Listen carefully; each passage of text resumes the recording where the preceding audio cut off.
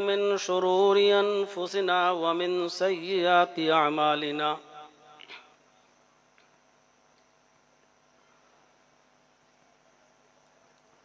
من يهده الله فلا مضل له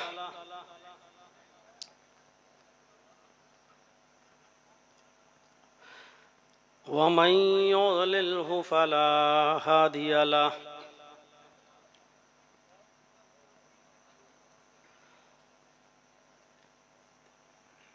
وأشهد أن لا إله إلا الله وحده لا شريك له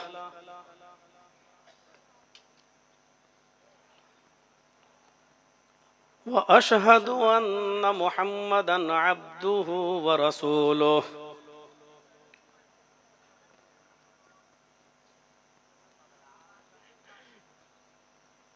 أما بعد فإن خير الحديث كتاب الله وخير الهدي هدي محمد صلى الله عليه وسلم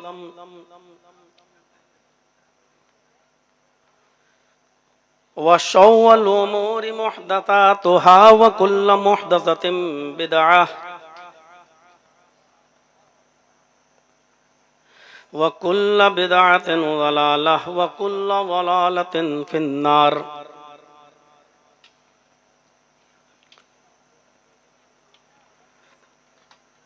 أعوذ بالله من الشيطان الرجيم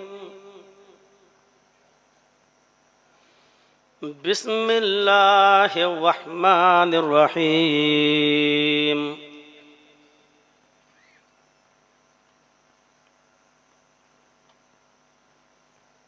وما هذه الحياة الدنيا إلا متاع الغرور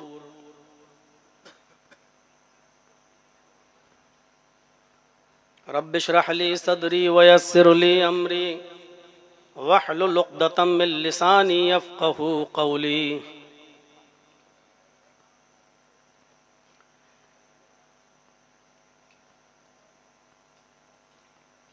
नहायत ही बावकार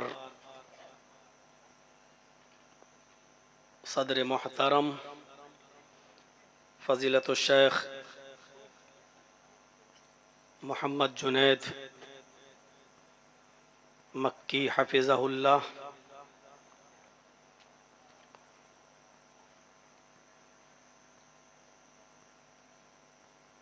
फ़ाज़िल दोस्त फ़ज़ीलतुल शेख डॉक्टर अब्दुल गफ़्फ़ार सलफ़ी हफ़िज़हुल्लाह नहायत ही मुअक्कर और मोहतरम नाज़िम इजलास साहब, स्टेज पर बैठे हुए इलाके के मुअक्कर उलमाए किराम,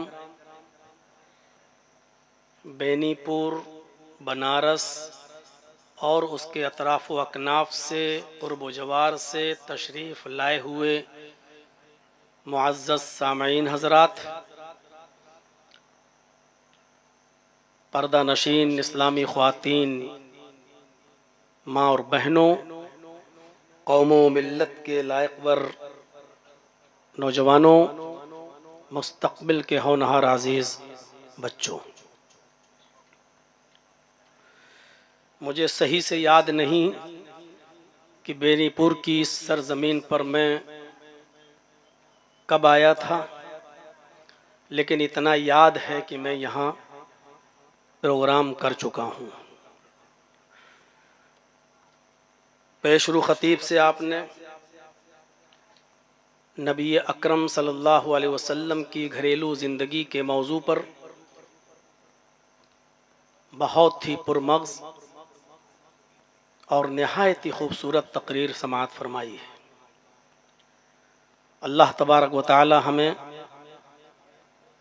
अमल करने की तौफ़ीक़ अता फरमाए। लिस्ट में मेरा भी नाम है,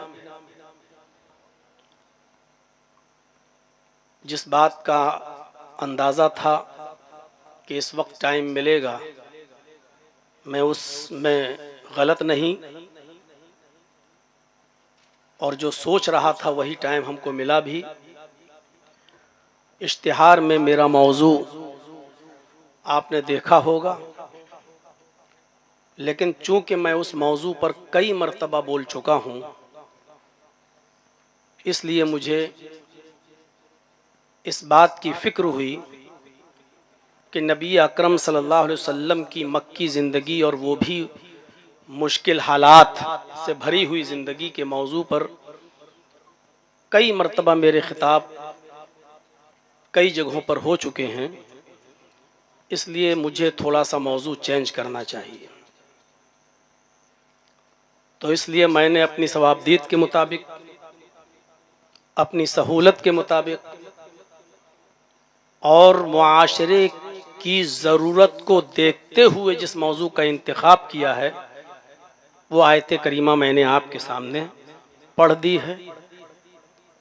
इसमें कोई शक नहीं कि ये दुनिया जिसने बनाई है, दुनिया को चलाने और दुनिया में किस तरीके से रहा जाए, इसके उसूल भी उसी ने बनाए हैं। जब कोई कंपनी कोई गाड़ी निकालती है तो वही कंपनी उस गाड़ी को चलाने का तरीका भी बताती है, मैनिफेस्टो भी जारी करती है, किताब भी देती है, और ये बताती है कि इस गाड़ी को इस तरीके के मुताबिक चलाया जाए तो ये गाड़ी चलेगी। और अगर आपने हमारे बताए हुए तरीके के मुताबिक इस गाड़ी को नहीं चलाया तो फिर हमारी कोई गारंटी नहीं। इसी तरीके से अल्लाह तबारक व तआला ने इस दुनिया को बनाया है और हमें इस दुनिया के अंदर पैदा किया है। इस दुनिया को हमें किस हैसियत से देखना है और इस दुनिया से हमें कितना फायदा उठाना है और इस दुनिया को हमें कितनी कद्र मंजिलत देनी है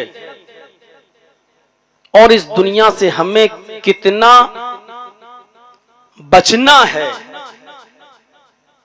दोनों चीजें, कितनी अहमियत देनी है ये भी, और इस दुनिया से हमें कितना बचना है, इज्तिनाब करना है, वो भी इस दुनिया के बनाने वाले ने हमें और आपको बता दिया है। इसीलिए जहां यह कहा कि दुनिया की जिंदगी महज धोखे की जिंदगी है, वहीं उसने ये भी कहा कि दुनिया के अंदर बहुत सी भलाइयां और बहुत सी खूबियां भी हैं। इसलिए दुनिया के अंदर रहो तो उन भलाइयों और खूबियों को हासिल भी करो और उसकी दुआ भी मांगो अल्लाह तबारक व तआला से। जो आयत मैंने आपके सामने पढ़ी है, उस आयत के अंदर अल्लाह तबारक व तआला ने फरमाया, देखिए पहले एक जहन बनाया हमारा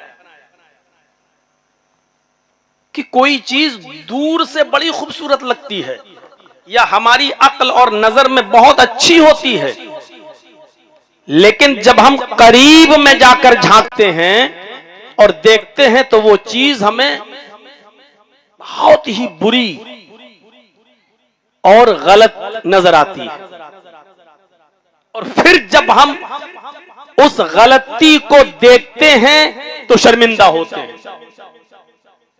मसलन फेसबुक पे बात करते हुए, व्हाट्सएप पर बात करते हुए, किसी लड़की से गुफ्तगू करते हुए ताल्लुक कायम हो गया, शादी का रिश्ता भी चलने लगा, बातचीत भी होने लगी, उसने आपका फोटो मांगा, आपने दे दिया, आपने उसका मांगा, उसने भी दे दिया, और वही फोटो देखकर आप दीवाने हो गए,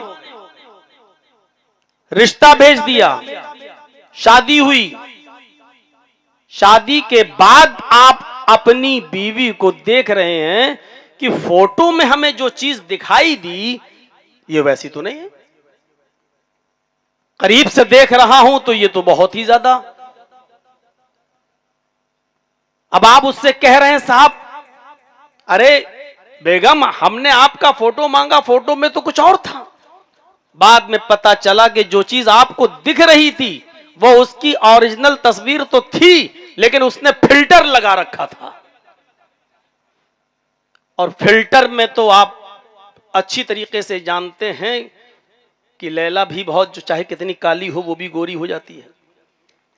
जब आपने उसको करीब से देखा तब आपको पता चला, अरे बाप ये तो क्या हुआ। नजर तो कुछ और आ रहा था और करीब से देखा तो हमारे साथ धोखा हुआ। कुरान बिल्कुल यही मिसाल दे रहा है, वमा हाज़िहिल हयातुद दुनिया इल्ला मताउल गुरूर। दुनिया की जिंदगी तो महज धोखे की जिंदगी है। दुनिया की जिंदगी जो तुम्हें बड़ी चकाचौंध की दिखाई देती है, बड़ी खूबसूरत नजर आती है, बड़ी अच्छी नजर आती है, जिसका दिलकश नजारा तुम्हें छू लेता है और इस दुनिया के पीछे तुम पड़े रहते हो, इस दुनिया की चाह में अपने आप को भुला देते हो और पीछे पड़े रहते हो। लेकिन जब करीब से हम इस दुनिया को देखते हैं, इस दुनिया की हकीकत की तरफ जाते हैं, तो हमें सिवाय धोखे के कुछ नजर नहीं आता। कुरान की आयत को फिर पढ़िए, बार बार पढ़िए और इस दुनिया की चकाचौंध पर नजर डालिए। वमा हाज़िहिल हयातुद दुनिया इल्ला मताउल गुरूर। इस दुनिया की रंगीनियों को देखकर, इस दुनिया की आसाइशों से बाइश को देखकर, ज़ेबो जीनत को देखकर, खूबसूरती को देखकर लोगों धोखा मत खा जाना। तुम्हारे लिए मैं आगाह कर रहा हूं, दुनिया की जिंदगी महज धोखे की जिंदगी है। अब आप जहन बनाएंगे हैं, कुरान कह रहा है दुनिया की जिंदगी धोखे की जिंदगी है, तो कुरान तो झूठा नहीं हो सकता है। दुनिया को बिल्कुल तर्क कर देने का हुक्म भी नहीं दिया कि छोड़ दो, एकदम बैठ जाओ अपने घर में, या घर भी छोड़ दो और चले जाओ जंगलों में, यह भी नहीं कहा। एक जहन बना दिया है इंसान का, देखो जो दूर से तुम्हें दिखाई दे रही है हकीकत में ये वो है नहीं। इसलिए सोच लीजिएगा, गौर कर लीजिएगा इस दुनिया पर। एक और जगह अल्लाह तबारक व तआला ने इसी दुनिया की हैसियत को और उसकी हकीकत को हमारे और आपके सामने रखते हुए फरमाया, या अय्युहन्नासु इन्न वअदल्लाहि हक़ फला तगुर्रन्नकुमुल हयातुद दुनिया वला यगुर्रन्नकुम बिल्लाहिल गरूर। हाय सारी दुनिया के इंसानों, या मुसलमानों को नहीं कहा, या अय्युहन्नास, हाय सारी दुनिया के लोगों, हाय सारी दुनिया के इंसानों, इन्न वअदल्लाहि हक़, अल्लाह का वादा बिल्कुल बरहक है। अल्लाह के वादे में कोई कमी नजर नहीं आएगी। अल्लाह के वादे में तुम्हें कोई कदूरत, कोई झूठ, कोई फरेब नजर नहीं आएगा। इन्न वअदल्लाहि हक़, अल्लाह का वादा बिल्कुल बरहक है, सच्चा है। फला तगुर्रन्नकुमुल हयातुद दुनिया, आए लोगों होशियार रहना, तुम्हें दुनिया की जिंदगी कहीं धोखे में न डाल दे। फला तगुर्रन्नकुमुल हयातुद दुनिया, तुम्हें दुनिया की जिंदगी कहीं धोखे में न डाल दे। वला यगुर्रन्नकुम बिल्लाहिल गरूर, और अल्लाह की जात के सिलसिले में कोई शैतान तुम्हें धोखे में न डाल दे, कोई धोखा देने वाला तुम्हें धोखे में न डाल दे। अल्लाह है ही नहीं, अल्लाह होता तो दिखाई नहीं देता। सब कुछ हो रहा है, इतना जुल्म हो रहा है, इतने सितम हो रहे हैं हमारे ऊपर, आखिर अल्लाह होता तो मजलूम की मदद नहीं करता। कहीं ऐसा ना हो कि कोई धोखा देने वाली जात यानी शैतान कहीं अल्लाह के सिलसिले में तुम्हें धोखे में डाल दे। गौर करो कुरान की इस आयत पर। पहले सारी दुनिया के इंसानों से कहा कि अल्लाह का वादा बरहक है, और अल्लाह से ज्यादा सच्चा कौन हो सकता है, अल्लाह का वादा बरहक है। उसके बाद आगाह कर दिया, फला तगुर्रन्नकुमुल हयातुद दुनिया, दुनिया की जिंदगी को जो तुम देख रहे हो और जिसके पीछे तुम पड़े हो, जो बहुत खूबसूरत तुम्हें नजर आ रही है, इसकी खूबसूरती, इसका हुस्न जमाल तुम्हें कहीं धोखे में न डाल दे, इसका ज़ेबो ज़ीनत तुम्हें धोखे में न डाल दे। एक तो यह है कि इस दुनिया को देखकर तुम धोखे में आ जाओ, और फिर अगर धोखे में आ गए तो कहीं ऐसा ना हो कि फिर अल्लाह की जात के सिलसिले में ही कोई तुमको धोखे में डाल दे। है? शैतान तो हर वक्त पीछे पड़ा हुआ है, वही है जो अल्लाह की जात के सिलसिले में तुम्हें धोखे में डाल सकता है। तो दूर से जो चीज नजर आए वो हर चमकती हुई चीज सोना नहीं होती है।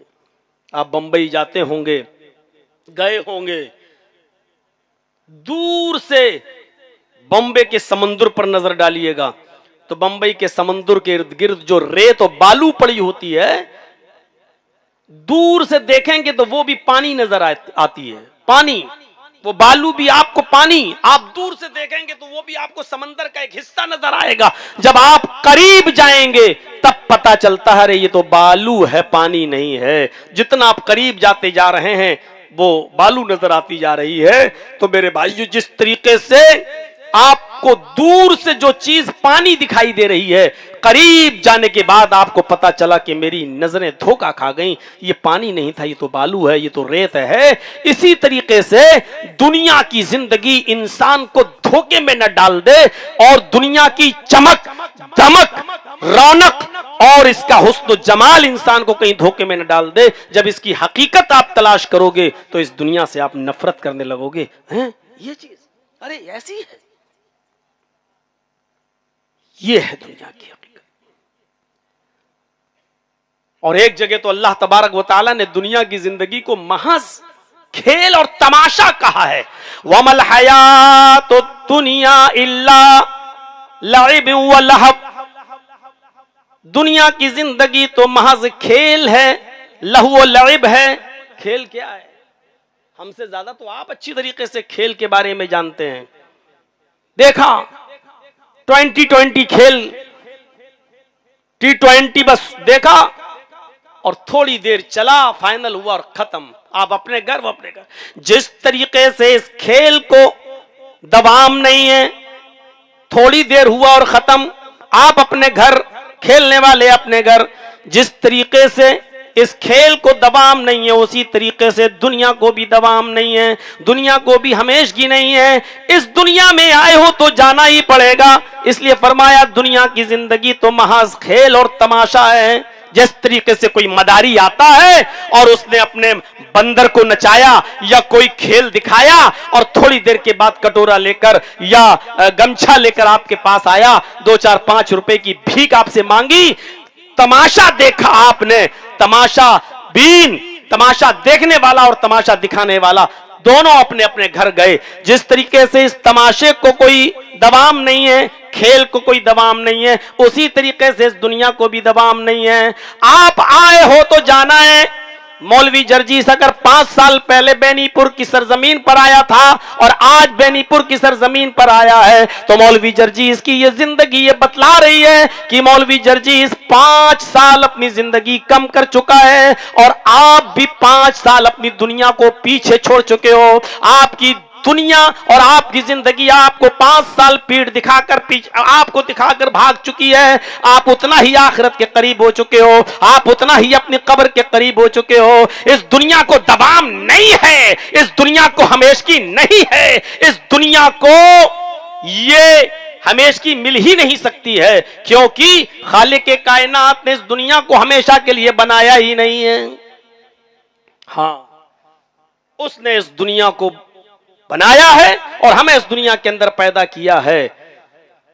तो दुनिया से कुछ फायदा हासिल करने की तालीम भी दी, तरगीब भी दिलाई, उभारा भी और यह भी फरमाया कि दुनिया को तर्क करके एक कोने में बैठकर कौम की रोटियों के टुकड़ों पे मत पलना, मोहल्ले वालों की रोटियों के टुकड़ों पर मत पलना। दुनिया में आए हो तो मेहनत भी करना, मजदूरी भी करना, यह हक है तुम्हारा। फइज़ा क़ुज़ियतिस सलातु फंतशिरू फिल अर्दि वब्तगू मिन फज़लिल्लाह वज़कुरुल्लाह कसीरन लअल्लकुम तुफ्लिहून। जब जुमे की नमाज अदा कर ली जाए, कितनी जबरदस्त बात कही अल्लाह तबारक व तआला ने। जब जुमे की नमाज पढ़ ली जाए, तुमने अपना कारोबार छोड़ा, अजान की आवाज आई उससे पहले ही तुम मस्जिद के अंदर दाखिल हो गए, सुनन पढ़ी, नवाफिल अदा किए, दरूद शरीफ पढ़ा, इमाम के साथ खुतबा सुना और इमाम की इब्तिदा में नमाज अदा कर ली। अब नमाज पढ़ ली है, अब फजूल क्यों बैठे हुए हो मस्जिद में?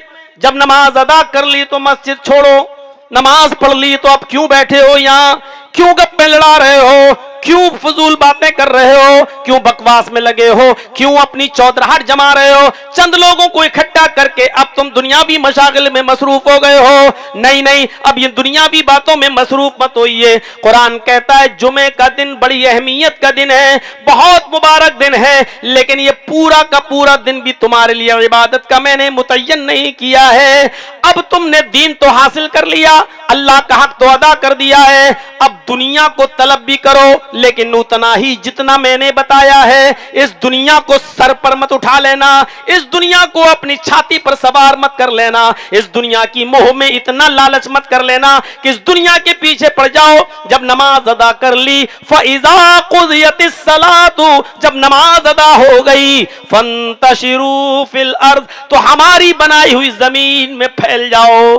कानून भी उसी ने बनाया, दुनिया भी उसी ने बनाई, जमीन भी उसी ने बनाई, जमीन में अनाज भी उसी ने पैदा किया, उसने हमें और आपको भी इसी दुनिया में पैदा किया। वही उसूल बता रहा है कि आए मेरे बंदो, जब तुमने नमाज अदा कर ली, मेरी इबादत कर ली, अब दूसरे उसूल पर वो भी मैं ही बना रहा हूं, और वो उसूल यह है कि अब तुम मस्जिद छोड़ो, फंतशिरू फिल अर्ज़, अब तुम मेरी पैदा की हुई जमीन में फैल जाओ, मेरी पैदा की हुई जमीन में मुंतशिर हो जाओ।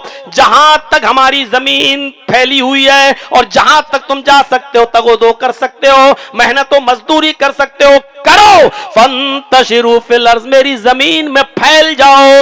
वब्तगू मिन फज़लिल्लाह, अल्लाह का फजल तलाश करो, रिस्क हलाल तलाश करो, रोजी रोटी तलाश करो, हाथ पैर मारो, अपनी बीवी और बच्चों के लिए कमाओ, रिस्क हलाल की तलाश में रहो। इसलिए कि अभी अभी तुम दुआ मांग कर आए हो, अभी अभी नमाज के बाद, नमाज के अंदर तुमने दुआ मांगी है। हाँ, दोनों सजदों के बीच में आपने रब्बिग़फिरली पढ़ा है, या आपने अल्लाहुम्मग़फिरली पढ़ा है, वरहमनी पढ़ा है, वहदिनी पढ़ा है, और आपने वआफ़िनी पढ़ा है। उसके बाद वरज़ुक़नी, रिज़्क़ की भी दुआ मांगी है, इबादत कर ली। अब रिज़्क़ हलाल की तलाश में तुम जमीन के ऊपर फैल जाओ, और हमने जो रिज़्क़ उतारा है, जो रोजी उतारी है, उसको तलाश करो, रोजी भी तलाश करो। वज़्कुरुल्लाह कसीरा, और रोजी के साथ साथ अल्लाह को बहुत ज्यादा याद किया करो। लअल्लकुम तुफ्लिहून, ताकि तुम कामयाब हो जाओ। जब अल्लाह का जिक्र भी करोगे, रिज़्क़ हलाल भी तलाश करोगे, अल्लाह की इबादत भी करोगे, रोजी रोटी भी कमाओगे, मेहनत भी करोगे, और जरूरत के मुताबिक इस दुनिया को हासिल भी करोगे, तभी लअल्लकुम तुफ्लिहून, तभी कामयाबी तुम्हारी कदम बोसी करेगी, तुम्हें चूमेगी, तुम्हारे कदमों पे गिरेगी। कामयाबी के लिए दोनों चीजें जरूरी हैं, अल्लाह की इबादत भी, अल्लाह का जिक्र भी, और मेहनत और मजदूरी भी, ये दोनों चीजें जरूरी हैं। तो मेरे प्यारे साथियों, यहां हम और आप नजर डालें कि किस तरीके से सीमा बांधा है अल्लाह तबारक व तआला ने। अभी तो कुरान की आयतें चल रही हैं, अभी थोड़ी देर के बाद अब हम अहदीस की तरफ भी आएंगे कि अल्लाह के रसूल सल्लल्लाहु अलैहि वसल्लम ने क्या बताया। क्या नबी अकरम दुनिया से नफरत करते थे? नहीं, लेकिन दुनिया को सर पर भी नहीं बिठाया करते थे। आएंगी अभी मिसालें आपके सामने। क्या सहाबा किराम दुनिया से कतई ताल्लुक होकर किसी जंगल में चले गए थे अपनी बीवी बच्चों को छोड़कर? नहीं, वो इबादत भी करते थे, नमाजें भी पढ़ते थे, और अपने बीवी और बच्चों के लिए कमाया भी करते थे। वो दुनिया को हासिल भी किया करते थे, लेकिन दुनिया को वो सर पर नहीं बिठाया करते थे। इसीलिए फरमाया रिस्क भी तलाश करो, और यही वो भलाइयां हैं जो दुनिया के अंदर हमने पैदा की, हमने उतारी हैं।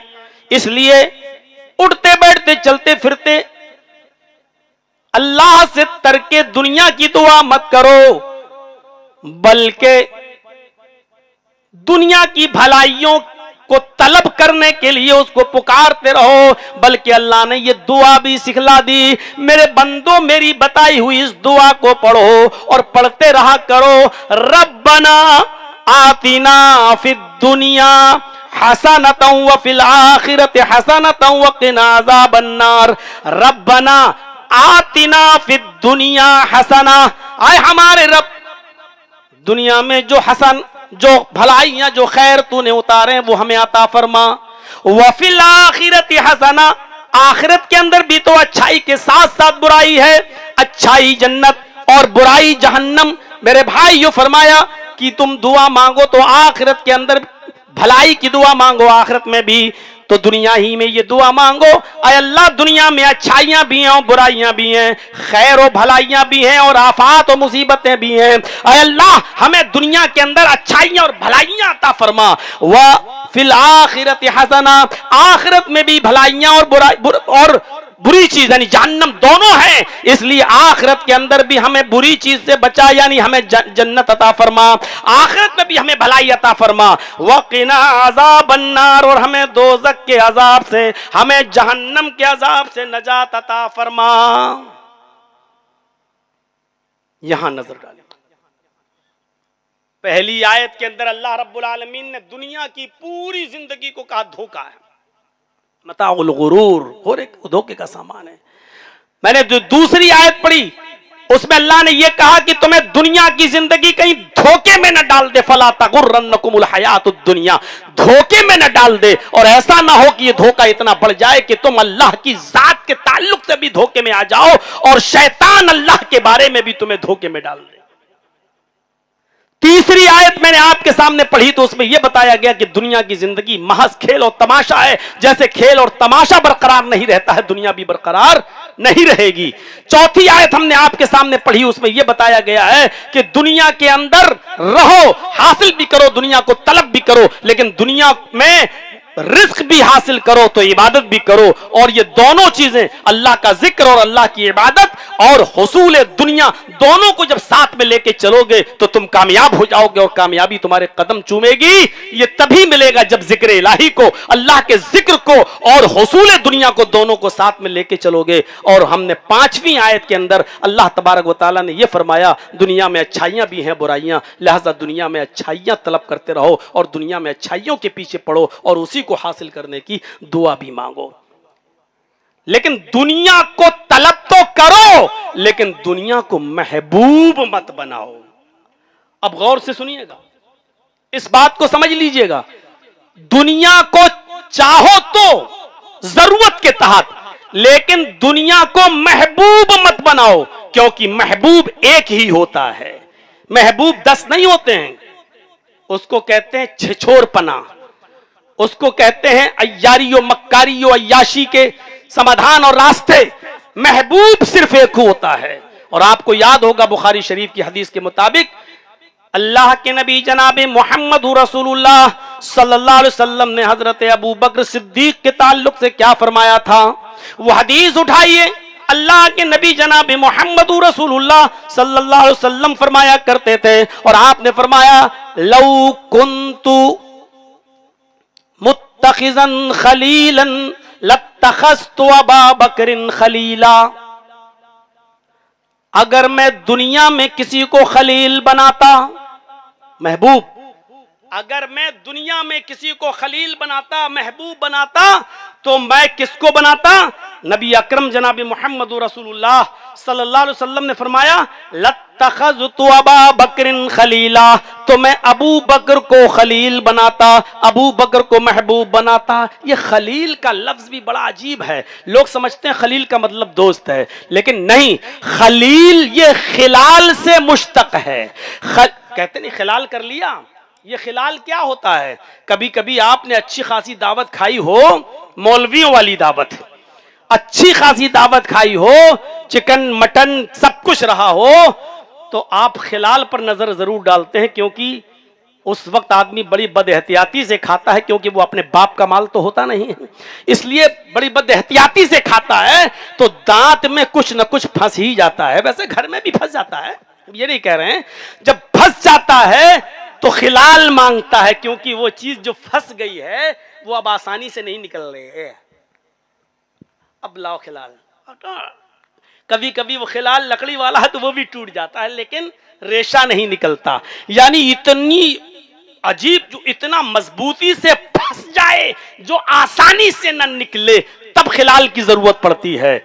गले में कोई चीज खाते खाते फंस गई, अब ना बाहर आ रही है ना अंदर, अब आप अंदर उंगली डालना, फंसी हुई चीज या तो बाहर ही आ जाए या अंदर ही चली जाए, यह है खिलाल। यानी कोई चीज फंस जाए जो आसानी से ना निकल सके, किसी के भी खींचने से ना खींचे, किसी के भी निकालने से ना निकले, ऐसी चीज को कहते हैं खिल्लत, और उसी से बना है खलील। आए अबू बकर, अल्लाह ने मुझे खलील बना लिया है। अगर अल्लाह ने मुझे खलील ना बनाया होता तो ऐसी मजबूत दोस्ती, ऐसी मजबूत मोहब्बत मैं तुमसे करता। लौ कुन्तु मुत्तखिज़न खलीलन लत्तखज़तु अबा बकरिन खलीला। अगर मुझे अल्लाह ने खलील ना बनाया होता तो फिर मैं आपको, अबू बकर को अपना खलील बनाता। मेरे भाइयों, वो अबू बकर जिनके बारे में अल्लाह के नबी सल्लल्लाहु अलैहि वसल्लम ने फरमाया कि मैंने सबका एहसान अदा कर दिया लेकिन अबू बकर का एहसान अदा नहीं किया। आपने फरमाया जिनके बारे में कि अबू बकर सिद्दीक जन्नती, आपने जन्नत में जाने का सर्टिफिकेट उनको दिया। वो अबू बकर सिद्दीक कि जिनके बारे में मरजुल मौत में अल्लाह के नबी ने इशारा किया कि अबू बकर को मुसल्ला इमामत पे खड़ा कर दो, ये नमाज पढ़ाएं। हजरत आयशा ने कहा उनका दिल कमजोर है, आपकी जिंदगी में आपके मुसल्ले पर खड़ा नहीं हो सकते, उमर फारूक को खड़ा कर दो। तो हजरत मोहम्मदुर रसूलुल्लाह की जबान से निकला, अब अल्लाहु व रसूलुहु, अल्लाह ने भी इनकार कर दिया और उसका रसूल भी इनकार कर रहा है। मेरी जिंदगी में, मेरी हयात में अगर मेरे मुसल्ले पर कोई खड़ा हो सकता है तो वो सिर्फ हजरत अबू बकर खड़े हो सकते हैं। जरा तसव्वुर करो, इतना बड़ा मकाम, इतना बड़ा दर्जा कि आपने कहा मैं कब्र से उठूंगा तो अबू बकर मेरे साथ होंगे। मैं गया, अबू बकर मेरे साथ थे। मैं किसी के घर में दाखिल हुआ तो अबू बकर मेरे साथ थे। मैं निकला तो अबू बकर मेरे साथ थे। मैं कब्र से उठूंगा तो अबू बकर मेरे साथ होंगे। मैं जन्नत में दाखिल होऊंगा तो अबू बकर मेरे साथ होंगे। मैं जन्नत में, मैं मैदान महशर में हौज़े कौसर पे पानी पिलाऊंगा तो अबू बकर मेरे साथ होंगे। इतना गहरा ताल्लुक होने के बावजूद क्या कह रहे हैं? महबूब सिर्फ अल्लाह ही है। अगर मुझे अल्लाह ने महबूब न बनाया होता, अल्लाह ने खलील न बनाया होता तो मैं ऐ अबू बकर तुमको खलील बनाता। यानी महबूब एक ही होता है जो अल्लाह मुझे बना चुका है, मैं अल्लाह को बना चुका हूं, इसलिए अब दूसरे का सवाल ही नहीं होता। बस यही मामला दुनिया का भी है। दुनिया को चाहो, और दुनिया और आखिरत ये दो ही चीजें हैं। अब इसमें एक चीज को आपको महबूब बनाना है। अब आप दुनिया को महबूब बनाएंगे या आखिरत को? अक्ल से काम ले लो और अपनी अक्ल को दौड़ाओ, क्योंकि महबूब एक ही होता है। अगर आपने दुनिया को महबूब बना लिया तो समझ लो बहुत बड़े नुकसान में हो, और अगर आपने आखिरत को महबूब बनाया है तो दुनिया फिर महबूब नहीं बन सकती है। जैसे खलील महबूब एक ही हो सकता है, दो नहीं, उसी तरीके से दुनिया और आखिरत में महबूब एक ही हो सकता है, दो नहीं। अगर हमारी नजर में आखिरत महबूब है तो दुनिया को सिर्फ खेल और तमाशा समझो, दुनिया को सिर्फ जरूरत के तहत इस्तेमाल करो, दुनिया को सिर्फ वक्त जरूरत इस्तेमाल करो, हर वक्त नहीं। बहुत अच्छी तरीके से आपने समझ लिया होगा कि हमको किसको महबूब बनाना है। इसलिए नबी अकरम सल्लल्लाहु अलैहि वसल्लम ने फरमाया, मुसलमानों के लिए, मोमिनों के लिए, और लफ्ज मोमिन मौजूद है उस हदीस के अंदर, मुस्लिम शरीफ की हदीस है वो। इसी दुनिया के ताल्लुक से फरमाया, अद-दुनिया सिजनुल मुमिन व जन्नतुल काफिर। बस दो लफ्ज है और इसमें सब कुछ कह दिया। अद-दुनिया सिजनुल मोमिन, मोमिन के लिए दुनिया कैद खाना है, जेल खाना, कैद खाना। जो लोग जेलों का सफर और दौरा कर चुके हैं उनको अच्छी तरीके से मालूम है, हम भी उनमें शामिल हैं। दुनिया सिजनुल मोमिन, इस हदीस का सही माना वही समझ सकता है जिसने जेल की सऊबतें और दुश्वारियां परेशान की, वो समझ सकता है कि इस दुनिया को अल्लाह के रसूल क्या कहना चाह रहे हैं। दुनिया सिजनुल मोमिन, और दूसरे लफ्ज पर गौर कीजिए, बहुत मौलवियों से सुनते हैं जन्नत, जन्नत के ऐशो आराम, जन्नत की नहरें, जन्नत के मेवे, जन्नत के फल, और इनसे ज्यादा लुत्फ अंदोज होते हैं जन्नत की हूरों का तस्करा सुन सुनकर। हमारे जहन में बैठी हुई है, और जन्नत की नेमतों का असल तसव्वुर तो हमारा दिमाग कर ही नहीं सकता। हमारे पास उतना दिमाग है ही नहीं कि जन्नत की नेमतों का सही तसव्वुर कर सके। हमारी आंखों में वो ताकत है ही नहीं जो जन्नत की नेमतें देख सके। फरमाया जन्नत में ऐसी नेमतें होंगी तुम्हारी आंखों ने देखा नहीं होगा, तुम्हारे कानों ने सुना नहीं होगा, तुम्हारे दिमागों जहनों में उन नेमतों का कभी तसव्वुर भी नहीं गया होगा। इंसान के छोटा सा दिमाग, इंसान की महदूद नजर, इंसान के महदूद कानों की समाअत जन्नत की नेमतों के बारे में न तो सुन सकती है, न एहसास कर सकती है, न दिमाग में सोच सकती है। बस थोड़ा सा सुन लो, नहरें ऐसी होंगी, पानी ऐसा होगा, इतना मीठा होगा, इतनी बड़ी जन्नत होगी कि एक मामूली जन्नती इंसान को जिसने सबसे कम नेकियां की होंगी और जन्नत मिल गई होगी, तो उसको भी इतनी जगह मिलेगी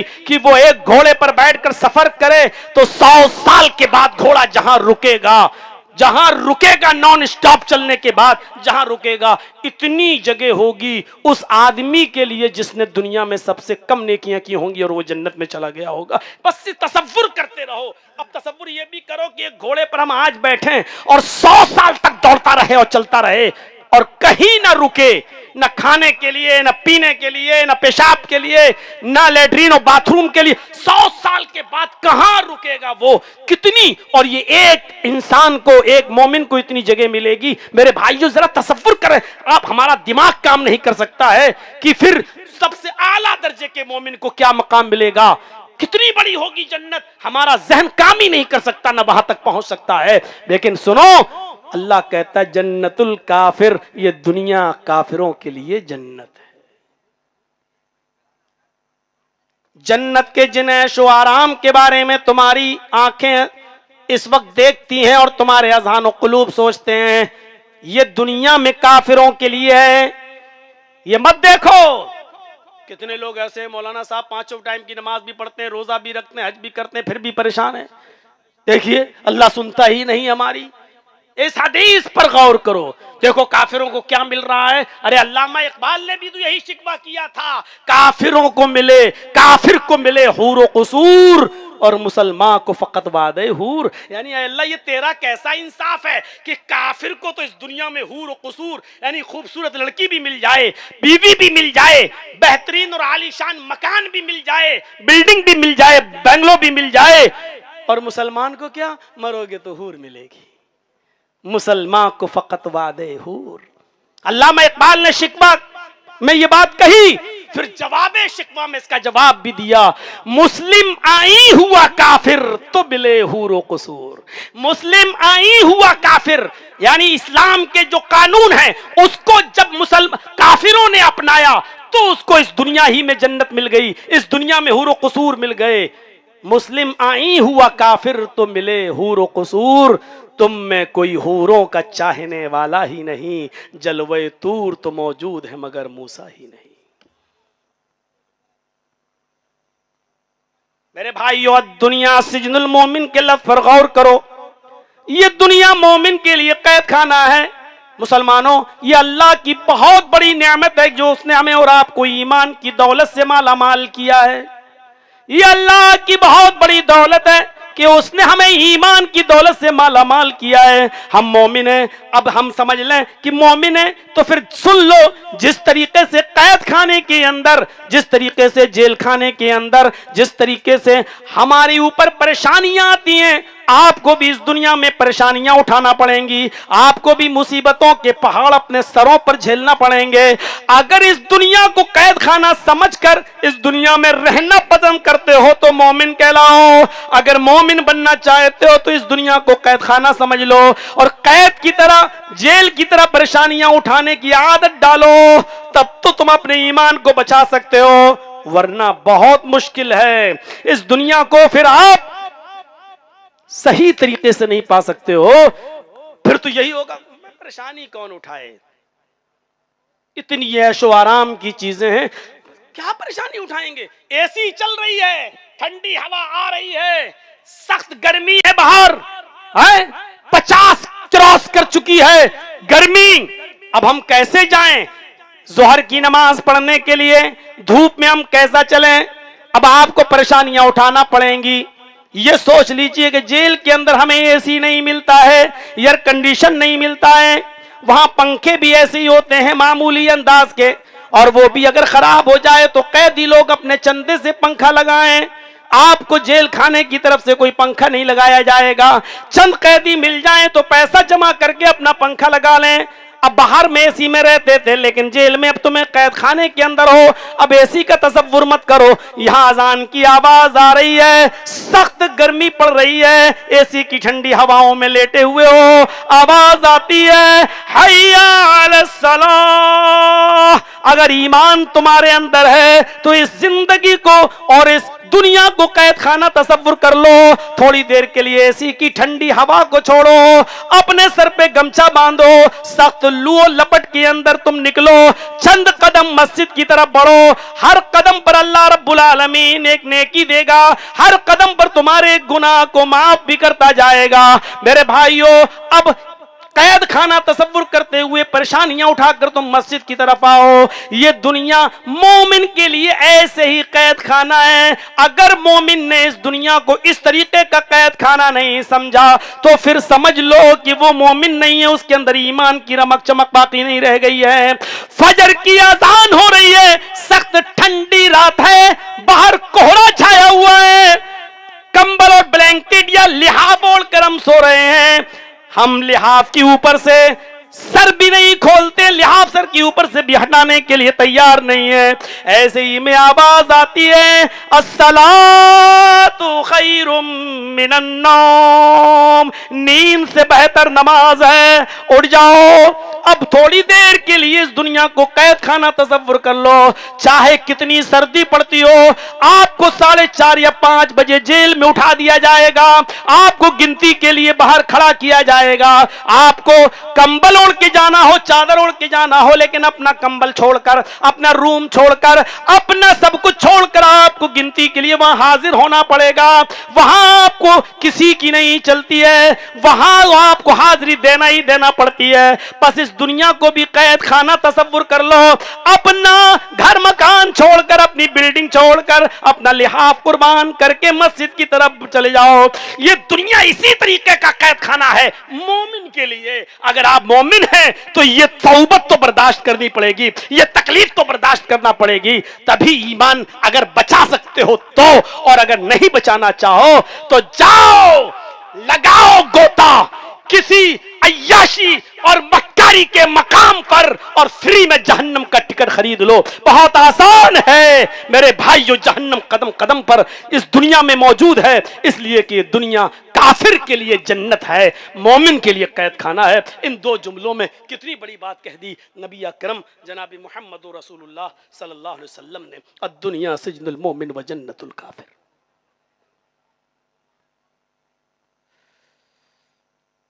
दो चीजों के बारे में बताया जो बड़ी कमजोर है।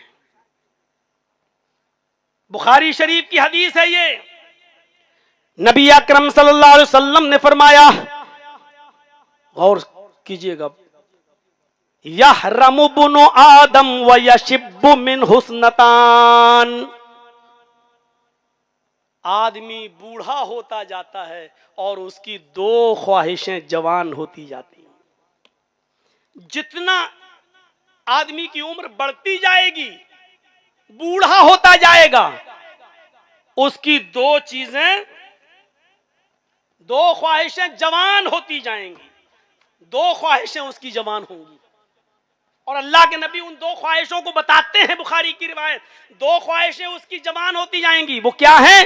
पहली चीज, यहरम इब्नु आदम, आदमी बूढ़ा, जितनी उसकी उम्र बढ़ती जाएगी वो बूढ़ा होता जाएगा, इसमें क्या शक है। और बूढ़ा होने का मतलब समझ रहे हो? जर्जी साहब 5 साल के बाद अगर आपके इलाके में आए हैं तो 5 साल जवानी पीछे चली गई और 5 साल बुढ़ापा आगे आ गया। यहरम इब्नु आदम, इब्ने आदम बूढ़ा होता जाता है, आदम का बेटा इंसान बूढ़ा होता जाता है। एक दिन गया और करीब हो गए बुढ़ापे के, एक दिन और फिर करीब हो गए बुढ़ापे के, एक दिन फिर करीब हो गए बुढ़ापे के, और जवानी उतनी चली जा रही है। और जितना बूढ़ा होता जा रहा है, दो ख्वाहिशें उसकी जवान होती जा रही हैं। और गौर कीजिएगा, ये दो ख्वाहिशें जवान होती हैं कि नहीं होती हैं? आपने फरमाया यशिब्बु मिन हुस्नतान, दो चीजें उसकी जवान होती जाती हैं। पहली चीज अल हिर्सु अलल माल, जितना बूढ़ा होता जाएगा माल का लालच उतना ही बढ़ता जाएगा। हम ऐसे बूढ़ों को जानते हैं जिन्होंने कहा आखिरी तो बेटा रह गया, हम वहां शादी करेंगे जहां हमें 4 व्हीलर मिलेगी, जहां हमें 15-20 लाख रुपए भी मिलेगा, मेरा आखिरी बेटा। खुद कब्र में 80 साल का बुढ़ा कब मर जाए पता नहीं, लेकिन उसकी ये ख्वाहिश जवान होती जा रही है। अल हिर्सु अलल माल, पहली चीज वो माल दौलत का हरीस होता जाएगा और चाहेगा कि माल मिले और आ जाए। और इसको अल्लाह के नबी सल्लल्लाहु अलैहि वसल्लम ने एक दूसरे अंदाज से भी फरमाया, लौ कान इब्नु आदम वादियान, लौ कान इब्न आदम वादियान मिन मालिन, अगर इब्न आदम के पास मालो दौलत के भरे हुए 2 गोदाम भी हों, 2 जंगल भी हों, 2 कमरे भी हों, 2 वादियां, पहाड़ के 2 पहाड़ों के बीच में जो जगह खाली होती है इसको वादी कहा जाता है, 2 वादियां यानी 4 पहाड़ों के बीच में जो 2 वादियां हैं, अगर इंसान के पास, आदम के पास इतना माल भी हो जाए, लौ कान अल इब्न आदम वादियान, 2 वादी भर के माल भी हो जाए तब भी पेट नहीं भरेगा, काश तीसरा और होता। अडानी अंबानी का पेट भर गया? नहीं भरा। ये और मिल जाए, ये और मिल जाए, कुछ नहीं तो आप किसानों की जमीन ही मिल जाए, पेट नहीं भर सकता। और जीती जागती मिसाल है, आप अपने हिंदुस्तान के अंदर भी इन अमीरों की मिसालें उठा सकते हो। इंसान जितना आगे बढ़ता जाता है, उम्र बढ़ती जाती है, बुढ़ापा आता जाता है, उसकी ख्वाहिशें, 2 ख्वाहिशें भी बढ़ती जाती हैं। पहली ख्वाहिश अल हिर्सु अलल माल वल हिर्सु अलल उम्र, और दूसरी चीज काश 2-3 साल और मिल जाएं। लीवर खराब, काश 2-3 साल और मिल जाएं। कैंसर का मरीज, इतना और मिल जाए कि मैं अपनी आखिरी बेटी की शादी कर दूं। छोटी है वो 12 साल की, 13 साल की, अभी 18 साल होने में उसको 5 साल 6 साल हैं हिंदुस्तान के कानून के मुताबिक।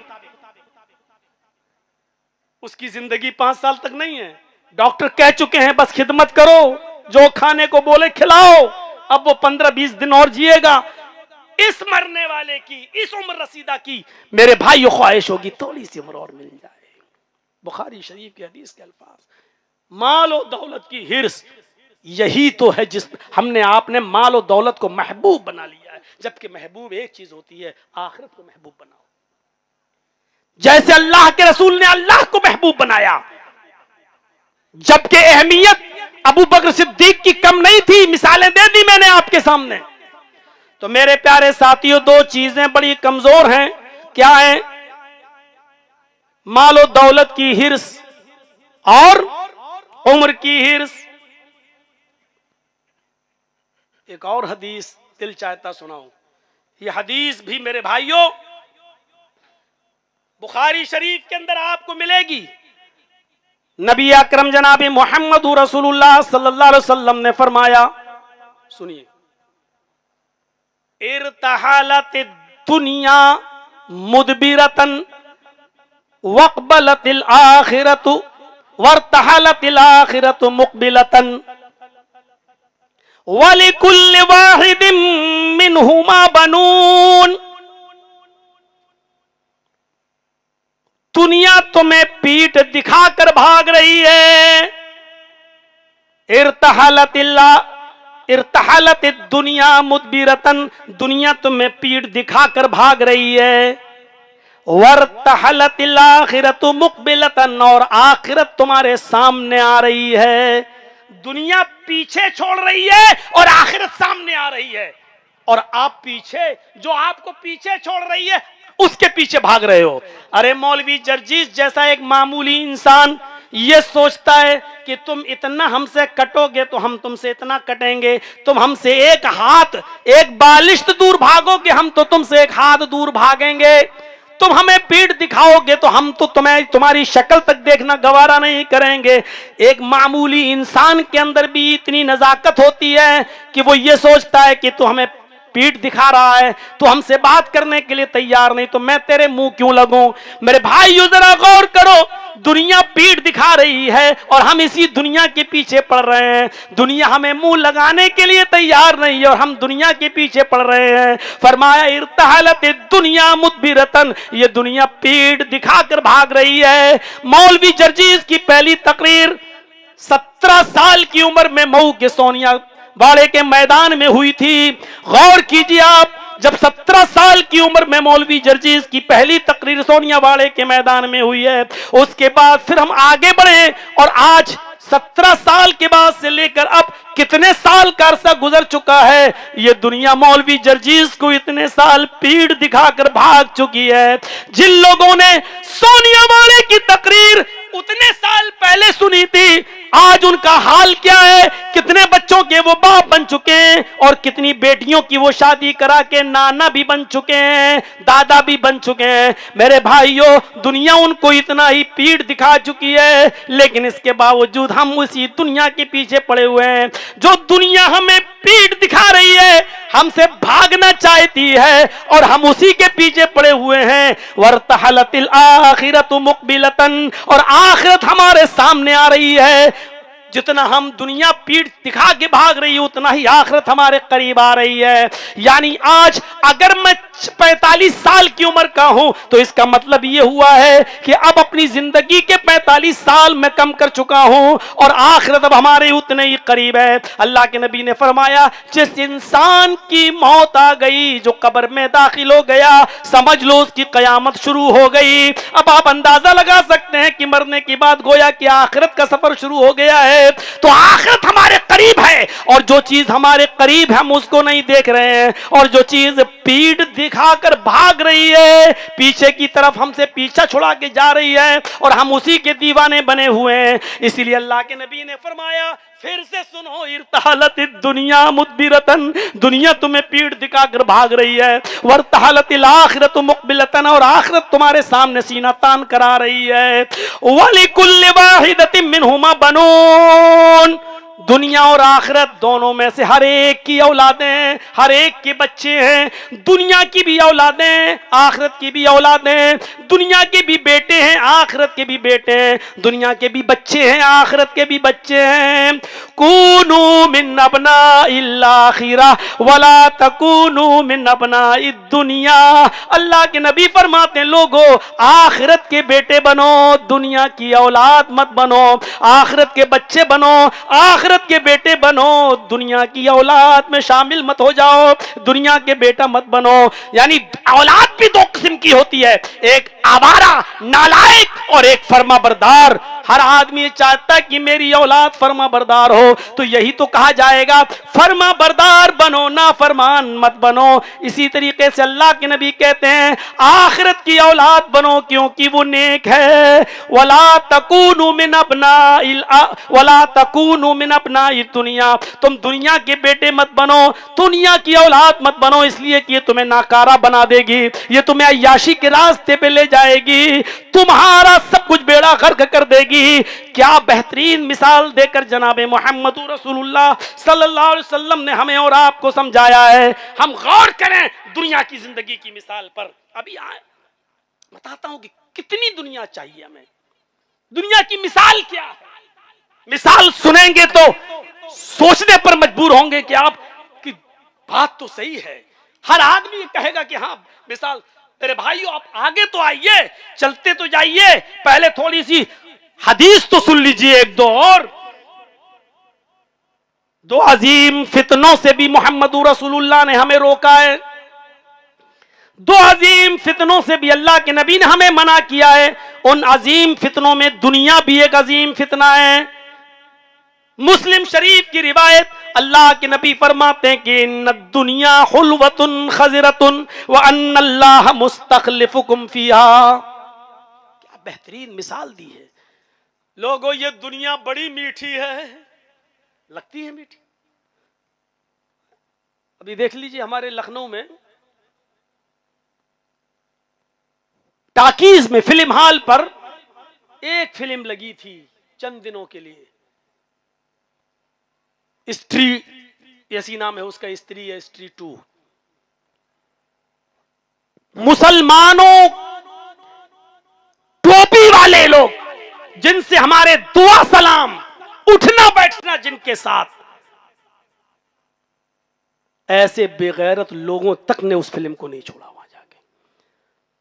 और एक गाने के चक्कर में, बस एक गाना सुनने के चक्कर में उन्होंने, ऐसे ऐसे लोग थे कि जो 20-20 लोगों को ले गए। मैं टिकट दे रहा हूं, चलिए। कितनी अच्छी लगती है दुनिया, दूर से कितनी मीठी नजर आती है ये दुनिया। इन्न दुनिया हुल्वतुन खज़रतुन, ये दुनिया मीठी है। खज़रतुन सरसब्ज़ो शादाब है, हरी भरी नजर आती है। व अन्नल्लाह मुस्तखलिफुकुम फीहा, और अल्लाह ने तुम्हें इस दुनिया में अपना जानशीन बनाया, अपना खलीफा बनाया। तुमको इस दुनिया में अल्लाह ने अपना जानशीन बनाया है, अपना खलीफा बनाया है। वही अल्लाह इस दुनिया में हमें अपना खलीफा बनाने के बाद कहता है दुनिया बड़ी मीठी है, बड़ी हरी भरी है। लेकिन लोगों दुनिया के अंदर ये दो चीजें बड़ी खराब हैं। खुद तो एक बजाते खुद ये दुनिया, आपने फरमाया फत्तकुद दुनिया, और दूसरी चीज आपने फरमाया जो बहुत बड़ा फितना है तुम्हारे लिए, जो तुम्हारी तबाही और बर्बादी का सबब बन सकता है, वो दूसरा फितना क्या है? औरत का।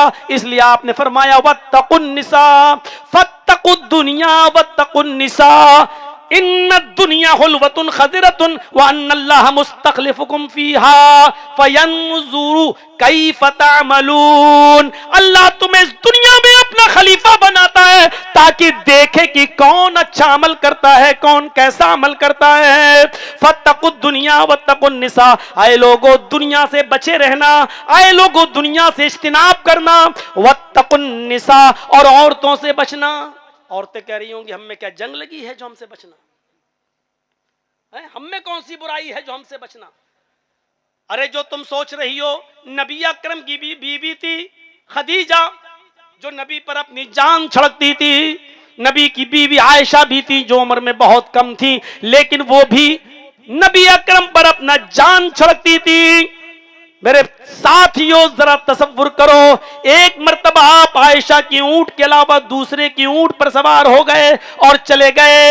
हजरत आयशा को ये समझ नहीं पाए कि ये किसका ऊंट है, बुखारी की रिवायत के मुताबिक। और जब हजरत आयशा को पता चला कि मेरा ऊंट समझकर अल्लाह के नबी मेरी दूसरी सौतन की ऊंट पर बैठकर चले गए, आपको पता नहीं चल सका। इतनी देर की जुदाई हजरत आयशा बर्दाश्त नहीं कर सकी। एक बियाबान खेत में जाती हैं, घास में जाती हैं और अपना पैर इस खिर घास में डाल देती हैं और कहती हैं, आए मेरे परवरदिगार सल्लित अलैया करबन, आए अल्लाह कोई बिच्छू इस खेत के अंदर मुसल्लत फरमा दे, तल दिगुनी जो मुझे डस ले, जो मुझे काट ले, मैं उसके जहर से मर जाना पसंद कर लूंगी, लेकिन नबी अकरम की ये जुदाई बर्दाश्त नहीं कर सकती।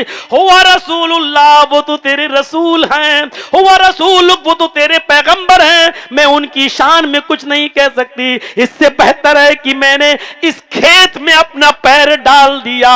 सल्लित अलैया अकरमन, आए अल्लाह कोई बिच्छू भेज दे, तल दिगुनी जो मुझे डस ले और उसके जहर से मैं मर जाऊं। मुझे मर जाना पसंद है लेकिन नबी अकरम की जुदाई पसंद नहीं। इतनी चाहने वाली बीवियां मौजूद हैं, लेकिन नबी अकरम क्या फरमा रहे हैं, फत्तकुल दुनिया, दुनिया से बचना, वत्तकुन निसा, और औरतों से भी बचना। औरतों से बचने का मतलब क्या है? औरत को देखो भागो, औरत के फितने से बचना। औरतों के पास इतने फितने हैं, जहां तुम्हारी खोपड़ी में सोचना बंद होगा वहां से उसका फितना शुरू होगा। और रोने में तो इतना माहिर होती है कि बड़े से बड़े पहलवान चित हो जाते, जरूर इस पर जुल्म हुआ होगा बेचारी पर। उसका एक आंसू सैलाब ले आता है। बड़े बड़े पंचायत में बैठने वाले लोग डर जाते हैं, अगर वो रोना शुरू कर दे, आंसू बहाना शुरू कर दे, तो लगता है कि दुनिया की सबसे मजलूम हस्ती यही है जो सामने बैठी हुई है। इससे बड़ा जुल्म तो किसी के ऊपर हुआ ही नहीं आज तक। लेकिन अल्लाह के नबी कहते हैं, फत्तकुद दुनिया वत्तकुन निसा, दुनिया से बचना मतलब दुनिया के फितनों से बचना, और वत्तकुन निसा, औरत से बचना नहीं, औरतों के फितने से बचना। फिर आपने एक मिसाल दी, फ़इन्ना अव्वल फितनत बनी इसराइल कानत फिन निसा, तुमसे पहले भी एक कौम थी बनी इसराइल की, उस बनी इसराइल की वो कौम को भी औरत के फितने ने तबाह किया है। पहला फितना कौम बनी इसराइल के अंदर जो दाखिल हुआ वो इसी औरत का फितना था। बलाउम बाउर वाली, हम उस तरफ जाना नहीं चाहते हैं, वो तमाम वाकयात की तरफ मैं आपको लाना नहीं चाहता हूं मेरे भाइयों, बस इतना बता, बनी इसराइल के अंदर भी पहला फितना इसी औरत का फितना था। इसलिए फरमाया कि औरतें शैतान का जाल हैं। औरतें ये ना समझें कि हमको कहा जा रहा है, मतलब शैतान इसी जाल को फेंकता है मर्दों को फंसाने के लिए। जैसे हम और आप जाल फेंकते हैं मछली को पकड़ने के लिए, तो शैतान का जाल ये औरतें हैं। एक छोटे से गाने ने करोड़पति नहीं खरबपति बना दिया उसको। बर्बाद हो गए हम और आप, लुट गए हम और आप, तबाही के दहाने पर पहुंच गए हम और आप। एक आदमी 25-25 लोगों के टिकट दिलाता, चलो हम लेके चल रहे हैं अपनी तरफ से। फत्तकुद दुनिया वत्तकुन निसा, फ़इन्ना अव्वला फितनत बनी इसराइल कानत फिन निसा, पहला फितना बनी इसराइल के अंदर जो था वो इसी औरत को लेके था। यही दुनिया की मोहब्बत उम्मत के जवाल का सबब बनती है। अबू दाऊद किताबुल मलाहिम के अल्फाज पर गौर करो, यूशिकुल उममु अन तदा अलैकुम कमा तदा लकलतु अला कसतिहा, दुनिया की सारी कौमें तुम्हारे ऊपर पिल पड़ेंगी जैसे भूखे लोग दस्तरखान के ऊपर पिल पड़ते हैं। दुनिया की सारी कौमें तुम्हारे ऊपर टूट पड़ेंगी जैसे भूखे लोग दस्तरखान के ऊपर टूट पड़ते हैं। क्या मिसाल दी अल्लाह के नबी जनाब मोहम्मद रसूलुल्लाह ने। दुनिया की सारी कौमें तुम्हारे ऊपर टूट पड़ेंगी जैसे भूखे लोग दस्तरखान के ऊपर टूट पड़ते हैं। कभी किसी के यहां वलीमा हो शाम को, तो बहुत से लोग दोपहर में खाना नहीं खाते हैं, अब शाम ही को खाएंगे, और शाम को इतना खाते हैं कि फिर सुबह पता चलता है कि हॉस्पिटल में भर्ती हैं, डायरिया हो गया। भूखे लोग दस्तरखान पर जैसे टूट पड़ते हैं, ऐसी दुनिया की सारी कौमें तुम्हारे ऊपर टूट पड़ेंगी। उसके वजह क्या बताई अल्लाह के नबी ने? क़ाल क़ाइलुन या रसूल अल्लाह व मिन क़िल्लतिन यौमइज़िन नहनु, क्या उस वक्त हम तादाद में कम होंगे? अल्लाह के नबी, क्या हमारी तादाद कम होगी जो हमारे ऊपर टूट पड़ेंगी सारी कौमें? आज क्या है, चारों तरफ अरब और बीच में जिसकी आबादी 1 करोड़ तक न हो, सारे अरबों को नचा रहा हो, जहां चाहता वहां घुमाता है। मेरा इशारा समझ रहे हैं ना? इससे खुल के और नहीं बोलूंगा, वरना पता चला कि चौका घाट में फिर आप मिलने आए हमसे। यही सूरत हाल है। फरमाया अल्लाह के नबी जनाब मोहम्मद रसूलुल्लाह सल्लल्लाहु अलैहि वसल्लम ने, सहाबा ने कहा अल्लाह के नबी, क्या उस वक्त हम तादाद में कम होंगे? व मिन क़िल्लतिन यौमइज़िन नहनु, क्या उस वक्त हमारी तादाद कम होगी? क़ाल बल अंतुम यौमइज़िन कसीर, नहीं, तुम तादाद में कम नहीं होगे, बल्कि तुम्हारी तादाद तो बहुत ज्यादा होगी, बहुत ज्यादा। 1 अरब से ज्यादा है हमारी तादाद पूरी दुनिया में जोड़ा जाए तो, 1 अरब से ज्यादा। लेकिन 1 करोड़ से नहीं लड़ पा रहे हैं। न हमारे पास कोई उसूल है, न ज़ाब्ते हैं, न खाका है, न रणनीति है। ज़ुरिबत अलैहिमुज़्ज़िल्लतु वल मस्कना, कायनात के किसी दौर में मुसलमान इतना जलील नहीं था, इतना रुस्वा नहीं था, इतना मकहूर नहीं था, इतना मगजूब नहीं था जो इस दौर में मुसलमान देखा जा रहा है।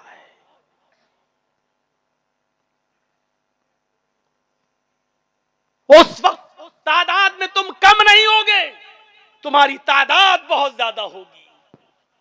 फिर वजह क्या होगी अल्लाह के नबी? फिर हमारे ऊपर दुनिया की सारी कौमें क्यों टूट पड़ेंगी? हमें क्यों नचाएंगी? हमें क्यों खा जाएंगी? हमें क्यों इस्तेमाल करेंगी? फरमाया गुस्सा उनका गुस्सा इस सैल, तुम्हारी हालत कूड़े करकट की तरह होगी, खसो खाशाक की तरह होगी। जैसे समंदर में कूड़ा करकट भरा है और समंदर की एक लहर आती है, उस कूड़ा करकट को बहा के ले जाती है, ऐसी दुनिया की सारी कौमें तुम्हें बहा कर ले जाएंगी। कोई हैसियत नहीं, तादाद में तुम बहुत ज्यादा होगे। जैसे समंदर में पड़ा हुआ कूड़ा करकट खसो खाशाक बहुत ज्यादा होता है, ऐसे ही तुम्हारा तादाद भी तुम्हारी बहुत ज्यादा होगी। लेकिन समंदर की लहरें कूड़े करकट को खसो खाशाक को जहां ले जाना चाहती हैं ले जाती हैं, ऐसे ही दुनिया की सारी कौमें तुम्हें नचाएंगी, जहां चाहेंगी इस्तेमाल करेंगी, जैसे चाहेंगी। गुस्सा उनका गुस्सा इस सैल, वला यंज़िअन्नल्लाहु मिन सुदूर अदुव्विकुमुल महाबा, तुम्हारे ऊपर दुनिया की सारी कौमें इसलिए टूट पड़ेंगी क्योंकि तुम्हारा रोबो दबदबा जो काफिरों के दिलों पर बैठा हुआ है वो अल्लाह ताला निकाल देगा। काफिरों के दिलों से तुम्हारा रोबो दबदबा निकल जाएगा। देख लीजिए, एक जालिम मुल्क इजराइल का जो मुसलमानों का रोबो दबदबा होना चाहिए, जो अरब मुल्कों का रोबो दबदबा होना चाहिए, एक तरफ शाम है, एक तरफ लबनान है, इधर ईरान है, इधर ये है, इधर वो है, सारी चीजें बीच में फंसा हुआ जैसे 32 दांतों के बीच में जबान। लेकिन इसके बावजूद मेरे भाइयों, अरबों का रोबो दबदबा, मुसलमानों का रोबो दबदबा उसके अंदर से निकल चुका है। कोई खौफ नहीं है। वाला इस पेशीन गोई को तो अल्लाह के नबी ने 1400 साल पहले ही बयान कर दिया था। वाला यंज़िअन्नल्लाहु मिन सुदूर अदुव्विकुमुल महाबा, अल्लाह रब्बुल आलमीन काफिरों के दिलों से तुम्हारा रोबो दबदबा निकाल देगा। वाला यग़ज़िफ़न्नल्लाहु फी क़ुलूबिकुमुल वहन, और अल्लाह रब्बुल आलमीन तुम्हारे दिलों के अंदर वहन पैदा कर देगा, तुम्हारे दिलों में कमजोरी पैदा कर देगा, वहन पैदा कर देगा। सहाबाए किराम ने यह लफ्ज पहली बार सुना था, वहन, कमजोरी। अल्लाह के नबी, ये क्या है? अल्लाह वहन पैदा कर देगा, ये क्या है? मल वहनु या रसूल अल्लाह, आय अल्लाह के नबी कैसी कमजोरी हमारे दिल में पैदा कर देगा। आय अल्लाह के नबी वहन क्या है, ये कौन सी कमजोरी है। फरमाया जानते हो जिन चीजों की वजह से ये होगा वो दो चीजें हैं, वही सबसे बड़ी तुम्हारी कमजोरी होगी, और इन्हीं दोनों कमजोरियों की वजह से दुनिया की सारी कौमें तुम्हारे ऊपर टूट पड़ेंगी। हुब्बुद दुनिया व कराहियतुल मौत। अल्लाह के नबी फरमाते हैं कि अल्लाह ताला तुम्हारे दिलों में दुनिया की मोहब्बत डाल देगा, दुनिया तुमसे छूटेगी नहीं, दुनिया को छोड़ नहीं पाओगे, दुनिया के पीछे पड़े रहोगे और दुनिया की चाहत में इतना आगे बढ़ जाओगे कि तुम्हारी मस्जिदें खाली होंगी, इबादतों से तुम्हें मतलब नहीं होगा, अपनी औलाद की तालीम और तरबियत से मतलब नहीं होगा, उनके दीनी माहौल में उनको जज्ब करने से तुम्हें फुर्सत नहीं मिलेगी। फरमाया दुनिया की मोहब्बत तुम्हारे दिलों में अल्लाह रब्बुल आलमीन डाल देगा, वह कराहियतुल मौत, और मौत को तुम ना पसंद करने लगोगे, अल्लाह की राह में मरना तुम्हें गवारा नहीं होगा, जिहाद का नाम सुनोगे भागने लगोगे, अल्लाह की राह में जान देने से तुम्हें नफरत हो जाएगी, तुम कराहियत महसूस करने लगोगे।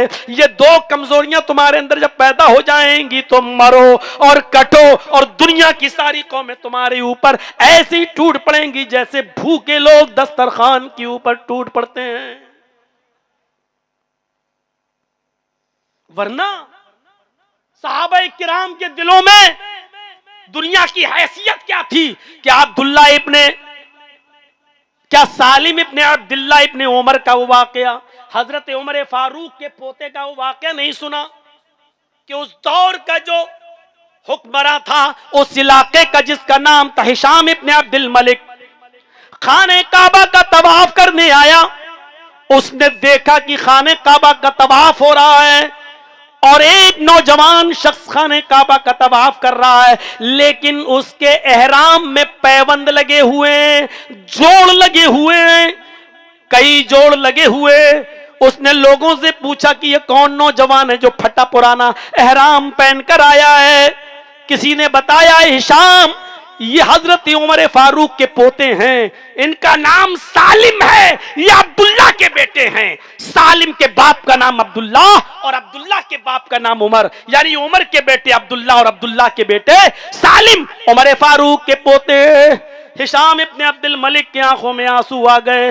अल्लाह, 22 लाख मुरब्बा मील पर हुकूमत करने वाली शख्सियत का पोता उमर, तुम कुछ कमा कर नहीं गए, दुनिया से कुछ लेकर नहीं गए, तुम्हारे पोते का यह हाल है, तुमने अपने बेटे तक को कुछ नहीं दिया, अगर बेटे को दिया होता तो बेटा अपने बेटे को जरूर देता।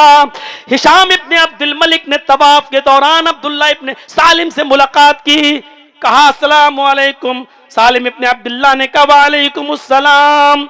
कहा मुझे जानते हो? सालिम इब्ने अब्दुल्ला ने कहा अल्लाह के बंदे हो, मैं भी अल्लाह का बंदा हूं, तुम भी यहाँ इबादत के लिए आए हो, मैं भी यहाँ उम्रे की गर्ज से आया हूं, तवाफ की गर्ज से आया हूं, इससे ज्यादा और क्या जानना है।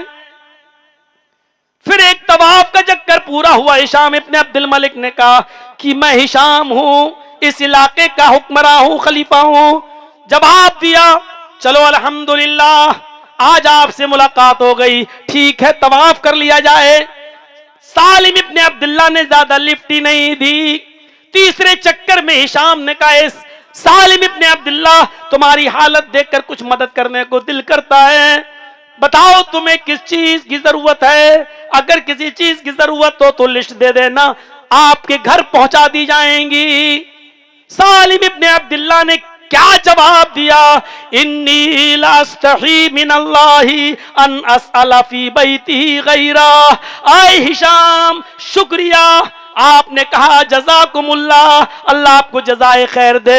अल्लाह के घर में मुझे शर्म आती है अल्लाह से कि उसके घर में होते हुए मैं किसी गैर के सामने अपना दामन फैलाऊं, किसी गैर से मैं मदद मांगूं, किसी गैर से अपनी हाजत और अपनी मुश्किलें उसके सामने रखूं। इन्नी लास्तही मिनल्लाहि अन असअला फी बैतिही गैरा, मुझे अल्लाह से शर्म आती है उसके घर में होते हुए मैं किसी गैर के सामने दामन फैलाऊं। सालिम इब्ने अब्दुल्लाह ने 7 चक्कर पूरे लगाए, मकाम इब्राहिम के पास जाकर 2 रकात नमाज अदा की। 2 रकात नमाज अदा करने के बाद रफा यदैहि लस्समा, अपने दोनों हाथों को आसमान की तरफ उठा लिया और रो रो कर चुपके चुपके से दुआएं करने लगे। हिशाम इब्ने अब्दुल मलिक ये सारी चीज देख रहा था कि सालिम इब्ने अब्दुल्ला दुआ मांग रहे हैं, लेकिन उसको क्या मालूम कि सालिम इब्ने अब्दुल्ला क्या मांग रहे हैं, उसको कुछ नहीं मालूम था। उसने देखा कि सालिम इब्ने अब्दुल्ला दुआ मांग कर फारिग हो गए हैं। अब ये खाने काबा से बाहर निकलेंगे, इनको एक रास्ते में चौराहे पर जाकर मैं पकड़ लूंगा। और जैसे ही सालिम इब्ने अब्दुल्ला मस्जिद हराम से जब निकले और एक रास्ता होते हुए चौराहे पर आए, हिशाम इब्ने अब्दुल मलिक ने उस चौराहे पर सालिम इब्ने अब्दुल्ला को पकड़ लिया। फरमाया अल-आन खरजता मिन बैतिल्लाही फसलनी हाजतन। आए सालिम इब्ने अब्दुल्ला, अल्लाह के घर में शर्म आ रही थी किसी गैर के सामने हाथ फैलाने से। ये तो अल्लाह का घर नहीं है, ये तो बाजार है। अब बताओ फसलनी हाजतन, कोई जरूरत हो तो पूरी करूं, मांगो, क्या मांगते हो। सालिम इब्ने अब्दुल्ला समझ गए ये हाथ धोकर नहीं नहा धोकर मेरे पीछे पड़ गया। कहने लगे अच्छा ये बताओ कि मेरी कौन सी जरूरत पूरी करोगे। हिशाम इब्ने अब्दुल मलिक ने कहा मैं समझा नहीं। सालिम इब्ने अब्दुल्ला ने कहा अम हवाइज दुनिया मिन हवाइजिल आखिरा, दुनिया की जरूरत पूरी करोगे या आखिरत की। हिशाम ने जवाब दिया आखिरत की जरूरत तो कोई पूरी नहीं कर सकता। आए सालिम कैसी बातें कर रहे हो। खुद मोहम्मदुर रसूलुल्लाह ने अपनी बेटी से कहा था सलीनी मिन माली माशित इन्नी ला उगनी अन्की मिनल्लाहि शैया, दुनिया में जो चाहे मुझसे मांग ले, लेकिन आखिरत में कयामत के दिन मैं तेरे काम नहीं आऊंगा, इसलिए मैं दुनिया की जरूरत पूरी कर सकता हूं, आखिरत की नहीं। सोना चांदी दाल चावल जो चीज अनाज गल्ला कपड़ा लत्ता इस जमाने में जो चलता था वो मैं पूरी कर सकता हूं, दुनियावी जरूरत। सालिम इब्ने अब्दुल्ला हंसने लगे और कहते रास्ता छोड़ो। कहा मैं रास्ता नहीं छोड़ूंगा, आज तुम्हें मुझसे अपनी जरूरियात का सवाल करना होगा। मैं चाहूं तो अपनी मर्जी से भी बहुत सी चीजें भेज सकता हूं, लेकिन मुझे पता नहीं उन जरूरतों में तुम्हें जरूरत किस चीज की हो और वो चीज हम ना भेज सकें, इसलिए लिस्ट बताओ, बताओ किस चीज की जरूरत है। सालिम इब्ने अब्दुल्ला चीख पड़े हिशाम तुम क्या चाहते हो कि मैं तुमसे दुनिया मांगू। क्या ये दुनिया में जिंदा नहीं थे? क्या दुनिया से किनारा कैसी अख्तियार कर ली थी? क्या जंगल में चले गए थे अल्लाहू अल्लाहू की वजीफा पढ़ने के लिए? क्या अपनी बीवी और बच्चे के लिए कमाया नहीं करते थे? लेकिन फिर भी कह रहे हैं तुम चाहते हो कि मैं तुमसे दुनिया मांगू। हिशाम ने कहा कि दुनिया की जो जरूरत हो बताओ मैं पूरी करूंगा। कहा सालिम तुमने गौर, आए हिशाम तुमने गौर नहीं किया। कैसा? खाने काबा का तवाफ करने के बाद मैंने क्या किया? कहा तुमने 2 रकात नमाज पढ़ी। उसके बाद क्या किया? कहा दोनों हाथ उठाकर तुमने दुआ मांगी। देखा था? हाँ। तो बताओ मैंने अपने रब से क्या मांगा? क्या सवाल कर रहे हैं? बताओ मैंने अपने रब से क्या मांगा? हिशाम कहता ये मैं क्या जानूं, आप आहिस्ता आहिस्ता रो रो कर दुआ कर रहे थे, आप जानते हैं और आपका रब जानता है। आपने क्या मांगा ये आप जानते हैं और आपने रब से क्या मांगा आपका रब जानता है। सालिम इब्ने अब्दुल्ला ने कहा हाँ ये सच है कि मैंने अपने रब से क्या मांगा है ये मैं जानता हूं, मेरा रब जानता है और मैं बताना भी नहीं चाहता हूं कि मैंने अपने रब से क्या मांगा है, लेकिन इतना बता देता हूं। जुमलों पे गौर कीजिएगा नौजवानों, दुनिया गौर कीजिएगा। आए 50-50 हजार की साड़ियां बनाने वालों, गौर कीजिएगा इस दुनिया के पीछे अपनी इबादतों को बर्बाद करने वालों। सालिम इब्ने अब्दुल्ला ने जो जवाब दिया क्या था? आए हिशाम मैंने अपने रब से क्या मांगा ये मैं जानता हूं, मेरा रब जानता है, लेकिन इतना बता देता हूं। आए हिशाम तुम कहते हो मुझसे सोना मांगो, चांदी मांगो, गल्ला मांगो, अनाज मांगो, कपड़ा मांगो, इन्हीं दुनिया का सवाल करो। जब मैंने अपने रब के सामने अपने हाथों को बुलंद किया अपने रब से मांगा तो मा साल तो दुनिया मैं यमलिकुहा फकैफा सलुहा मन ला यमलिकुहा, तो दुनिया तो मैंने उससे भी नहीं मांगी जो दुनिया का मालिक है।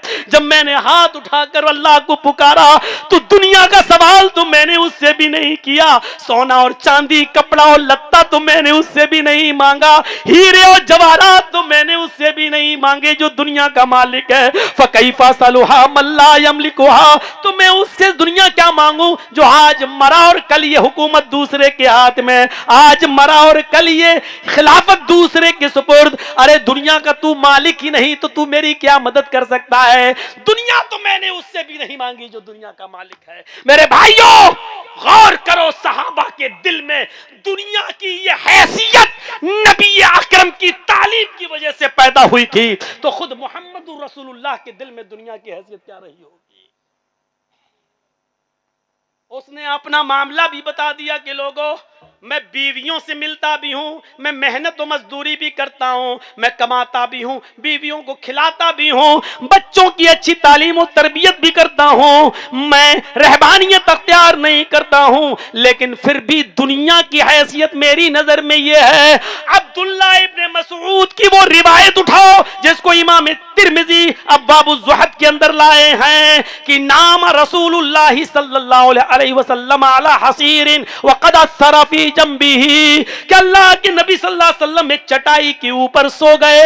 जब सोकर उठे तो पीठ पर निशान पड़ चुके थे, दाग पड़ चुके थे। फकुलना या रसूल अल्लाह लव इत्तखज़ना लक वितान, नबी अकरम की पीठ पर जब हमने निशान देखे, नबी अकरम की पीठ पर जब हमने निशान देखे तो हमारी आंखों में आंसू आ गए और कहा ऐ अल्लाह के नबी, ये यहूद और नसारा तो नरम गरम बिस्तरों पर सोए और हमारा नबी टूटी फटी चटाई पर लेटे। लवित्तखज़ना लक वितान, हम आपके लिए ऐसा बिस्तर बना देते हैं जिस पे आपको आराम से नींद आ जाएगी, आपके लिए नरम गरम बिस्तर का इंतजाम कर देते हैं।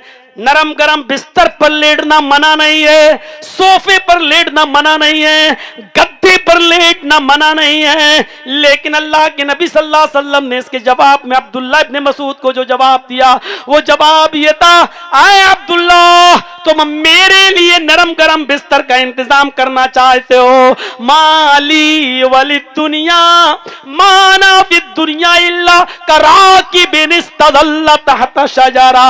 आए अब्दुल्ला, मैं तो इस दुनिया में एक मुसाफिर की तरह हूं जो थका है और थक कर चूर हो गया और कोई सायादार दरख्त के नीचे थोड़ी देर आराम करने के लिए बैठ गया। सुम्मा राहा, थोड़ा आराम किया, वह तरह कहा और उस सायेदार दरख्त को छोड़ के चला गया। जिस तरह थका हुआ मुसाफिर उस पेड़ के नीचे हमेशा नहीं रहता, मैं भी इस दुनिया में हमेशा के लिए नहीं आया हूं, चंद दिनों के लिए आया हूं, तो फिर मेरे लिए क्या है दुनिया? मुझे कोई जरूरत नहीं इस नरम गरम बिस्तर की। अगर नरम गरम बिस्तर का इंतजाम कर दो और फिर मैं तहज्जुद में ना उठ सकूं तो फिर फायदा क्या है? फजर की नमाज जमात से अदा ना कर सकूं तो फिर फायदा क्या है? तो मेरे प्यारे साथियों, इस तालीम का असर अब्दुल्लाह सालिम इब्ने अब्दुल्लाह पर यह पड़ा था कि वो हिशाम से कह रहे थे कि मा साल तो दुनिया मैं यमलिकुहा, अरे दुनिया तो मैंने उससे भी नहीं मांगी जो दुनिया का मालिक है। गौर करो, सहाबी के नजर में दुनिया की हैसियत क्या है, फिर नबी की नजर में दुनिया की हैसियत क्या है, और फिर ये दुनिया जिसने बनाई उस बनाने वाले की नजर में, अल्लाह की नजर में दुनिया की हैसियत क्या है। सुनना चाहते हो तो सुनो उसी तिर्मिजी की हदीस, लौ कानतिद दुनिया तादिलु इंदल्लाहि जनाह बऊज़तिन मा सका काफिरम मिनहु शरबत माइन। अल्लाह के नबी सल्लल्लाहु अलैहि वसल्लम फरमाते हैं कि अगर इस दुनिया की हैसियत अल्लाह की नजर में, इस दुनिया की हैसियत अल्लाह की नजर में मच्छर के एक पर के बराबर भी होती तो अल्लाह किसी काफिर को एक घूंट पानी भी नहीं पीने देता। एसीओ में रहो, तरह तरह की नेमतें खाओ, इस दुनिया ही में मन्नो सलवा हासिल कर लो, पिज़्ज़ा बर्गर और तमाम मुरक्खन गिज़ाएं खा लो, लेकिन हम तुम्हें ये नेमतें इसलिए दे रहे हैं क्योंकि दुनिया की हैसियत मेरी नजर में मच्छर के पर साए की तरफ भागेंगे तो जितनी तेज आप भागेंगे उससे ज्यादा तेज स्पीड से साया भागेगा। वो आप जितना दौड़ेंगे साया आपसे आगे निकलेगा। यानी आप दुनिया को जितना चाहेंगे दुनिया मजीद आपके सामने खुलकर आएगी कि और हासिल करो। आप साइकिल लेंगे, आपको फिर बाइक की जरूरत पड़ जाएगी। आप जब बाइक लेंगे तो फिर दुनिया चीख चीख के कहेगी नहीं, अब आपको 4 व्हीलर की जरूरत है। आप वैगनार, i10, मारुति सुजुकी और आप इसी तरीके से ये गाड़ियां खरीद लेंगे तो दुनिया फिर चीख कर कहेगी नहीं, फॉर्च्यूनर ले लो, इनोवा ले लो। आप इससे भी जब आगे बढ़ेंगे तो और ज्यादा 10-10 और 20-20 करोड़ की गाड़ियों पर आपकी नजर। आप जितना इस दुनिया को चाहेंगे ये दुनिया आपसे मजीद मुतालबा करेगी। और जब साये को आप अपने पीछे करके जब आगे की तरफ भागेंगे तो जितना तेज आप भागेंगे साया आपके आगे नहीं निकलेगा, वो आपके पीछे पीछे दौड़ेगा। यानी दुनिया की हैसियत यही है, दुनिया से जितना तुम इसको पीठ के पीछे रखोगे ये आपके पीछे पड़ेगी। दुनिया को अपना गुलाम बनाओ, दुनिया के गुलाम मत बनो, दुनिया के गुलाम मत बनो। दुनिया को अपने जरूरत के तहत इस्तेमाल करो, दुनिया को अपने सर पे मत बिठाओ। मेरे प्यारे साथियों, मौलाना रूमी ने एक मिसाल पेश की है कि दुनिया की हैसियत पानी की तरह है और इंसान की हैसियत कश्ती की तरह है। इंसान की मिसाल कश्ती की तरह है और दुनिया की मिसाल पानी की तरह है। इंसान है ये और ये दुनिया। अब देखिए आप, ये दुनिया है यानी पानी, ये इंसान है यानी कश्ती। कश्ती बगैर पानी के नहीं चल सकती है। इसका मतलब यह है कि इंसान भी बगैर दुनिया के नहीं रह सकता है। इंसान को दुनिया की जरूरत पड़ेगी क्योंकि इंसान कश्ती है और कश्ती को पानी की जरूरत यानी दुनिया की जरूरत है। लेकिन मिसाल पर गौर कीजिएगा, कश्ती को आप पानी में उतारेंगे, पानी के ऊपर यह कश्ती चलेगी तो चलेगी, पानी के इर्द गिर्द इस कश्ती को जब आप खाएंगे तो यह कश्ती चलेगी। जब तक कश्ती पानी के इर्द गिर्द है और पानी के ऊपर है तो यह चलेगी। लेकिन अगर उसी दरिया का, उसी नहर का, उसी समंदर का पानी अगर उसी कश्ती में लाके आप भर देंगे, उसी कश्ती में लाके जब आप भरेंगे तो यही कश्ती डूब जाएगी। यही मिसाल दुनिया की है। जब तक दुनिया को जरूरत के तहत आप इस्तेमाल करोगे तो आप दुनिया में कामयाब रहोगे और जहां दुनिया को अपने सर के ऊपर आपने बिठाया आप बर्बाद हो जाएंगे। ये दुनिया आपको हलाक और बर्बाद करके रख देगी। जैसे पानी को जब कश्ती के ऊपर लादने की कोशिश करेंगे तो कश्ती डूब जाएगी और कश्ती में जो लोग बैठे हैं वो सब बर्बाद हो जाएंगे, हलाक हो जाएंगे और डूब जाएंगे। जरूरत है कश्ती को पानी की, जरूरत है इंसान को दुनिया की, लेकिन कश्ती को पानी के ऊपर चलाइएगा तो चलेगी, पानी को कश्ती के ऊपर लाएंगे तो कश्ती डूब जाएगी। दुनिया को जरूरत के तहत इस्तेमाल करोगे तो कामयाब रहोगे और दुनिया को अपने सर पे बिठाओगे और दुनिया की मोहब्बत में अपने आप को पागल कर लोगे तो हलाक हो, बर्बाद हो जाओगे, डूब जाओगे, मर जाओगे। अरे दुनिया की मिसाल समझना है तो दे देता हूं, थोड़ी बुरी लगेगी आपको लेकिन लगने दीजिए, बहुत दिनों के बाद थोड़ा बुरा भी लगना चाहिए। सऊदीया गए, गल्फ गए, कमा कर लाए, बहुत ज्यादा पैसा हासिल किया, अब घर बना रहे हो, ठीक है बनाया, बड़ा आलीशान घर, बड़ी तारीफें हो रही हैं, माशाअल्लाह आपका बेटा घर से बहुत कमा के लाया है, गल्फ से बहुत अच्छा मेहनत करके लाया, बड़ा शानदार घर बनाया है। उसी मकान में आप अपना रूम बनाते हो, बच्चों का रूम बनाते हो, डाइनिंग हॉल बनाते हो, मेहमान खाना बनाते हो, सब कुछ बनाते हो या नहीं, तरतीब से बनाते हो। लेकिन तरतीब से बनाने के साथ साथ उसी मकान के अंदर एक साइड में आप बाथरूम भी बनाते हो, टॉयलेट भी बनाते हो। इतना अच्छा घर और उसी घर में गंदगी करने के लिए टॉयलेट भी बनाते हो, एक बाथरूम भी बनाते हो। आपको पूरे घर से मोहब्बत है और क्यों नहीं बनाएंगे? बाथरूम तो आपके घर का एक हिस्सा है, बल्कि आपकी जिंदगी का एक हिस्सा है। आप पेशाब और लेटरीन तो आपकी जरूरियाती जिंदगी है, आपकी जिंदगी का एक हिस्सा है, बनाना ही पड़ेगा। लेकिन बाथरूम बनाने के बाद, तैयार करने के बाद संगे मरमर भी बिछा लो उसमें, इसके बावजूद आपका दिल बाथरूम में नहीं लगता है। कितनी देर के लिए जाते हो? 5 मिनट के लिए। बहुत ज्यादा कब्ज अब्ज हुआ, टाइट हो रही है लेटरीन, 10 मिनट, 15 मिनट, लेकिन जब तक बैठे हो तब तक उस आलीशान बाथरूम में भी नाक में मुंह रखकर बैठना नहीं चाह रहे हो, मजबूरी है बैठ रहे हो। और जैसे ही आप फारिग हुए, जल्दी से हाथ धोया, भागे। आपके घर का वो हिस्सा है, आपने बनाया है, लेकिन आप उसको जरूरत के तहत इस्तेमाल करते हो। जितना दिल आप पूरे मकान से लगाते हो, उतना दिल आपका टॉयलेट में नहीं लगता, लेकिन जरूरत के तहत उसको इस्तेमाल करते हो। बस मेरे भाइयों, दुनिया की हैसियत भी इसी टॉयलेट की तरह है, जो जरूरत के तहत इस्तेमाल करो। लेकिन इस टॉयलेट से आप दिल लगा रहे हैं, ऐसा लग रहा है जैसे 24 घंटे बाथरूम में बैठे हैं और आपको टॉयलेट से मोहब्बत हो गई, बाथरूम से मोहब्बत हो गई है। कितना बड़ा बेवकूफ इंसान होगा जो 24 घंटे एसी रूम छोड़कर, एयर कंडीशन रूम छोड़ के बाथरूम में बैठा रहा है।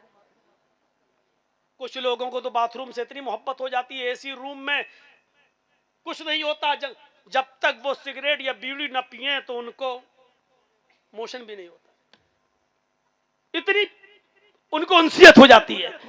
तो मेरे भाइयों, जिस तरीके से घर बनाते वक्त टॉयलेट का बनाना ये जिंदगी का एक हिस्सा है, ऐसे ही हमें दुनिया में रहकर दुनिया के साथ मिलकर चलना हमारी जरूरत का एक हिस्सा है। लेकिन आप टॉयलेट से दिल नहीं लगाते हो, उसी तरह हमें दुनिया से दिल नहीं लगाना है। जो हैसियत आप मकान को देते हो, टॉयलेट को नहीं, इसी तरीके से जो मकाम हमें आखिरत को देना है, वो हमें दुनिया को नहीं देना है।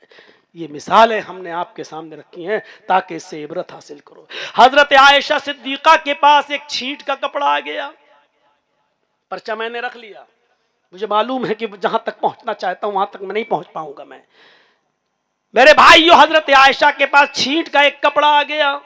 हजरत आयशा फरमाती हैं वो कपड़ा इतना खूबसूरत था कि मुझे कहीं से गिफ्ट में मिला।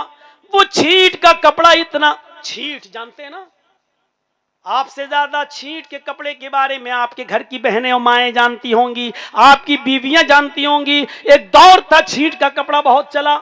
हजरत आयशा फरमाती हैं कि मेरे पास छींट का कपड़ा आ गया, बड़ा खूबसूरत कपड़ा था, तोहफे में मिला था, लेकिन हालत ये थी हमारे समाज की, हमारी सोसाइटी की, कि जब भी कोई अपनी बेटी की या बहन की शादी करता तो मेरे पास आकर कहता, अम्मा आयशा मुझे वो छींट का कपड़ा दे दो, आरियतन दे दो, एक दिन के लिए दे दो, मुझे उस कपड़े में अपनी बेटी को दुल्हन बनाना है, मुझे अपनी बहन को दुल्हन बनाना है। जब उसकी रुखसती कर दूंगा वो अपने घर चली जाएगी, दूसरे दिन वो कपड़ा लेकर मैं आपको पहुंचा दूंगा। मेरे भाइयों, हजरत आयशा कहती है कि लोग मेरे पास आया करते थे और अपनी बहन और बेटियों की शादी के लिए वो छींट का कपड़ा मुझसे ले जाया करते थे और दूसरे दिन वो कपड़ा मेरे पास वापस कर दिया करते थे। लेकिन अब दुनिया ने इतने पैर जमा लिए हैं, अब दुनिया इतनी फराख हो गई है कि अब वही छींट का कपड़ा मैं अपनी बांदी को देती हूँ, मैं अपनी लौंडी को देती हूँ तो वो भी नाक और मुंह बनाती है। वो छींट का कपड़ा मेरे घर की लौंडी, मेरे घर की नौकरानी, मेरे घर की खादिमा भी पहनने के लिए तैयार नहीं है।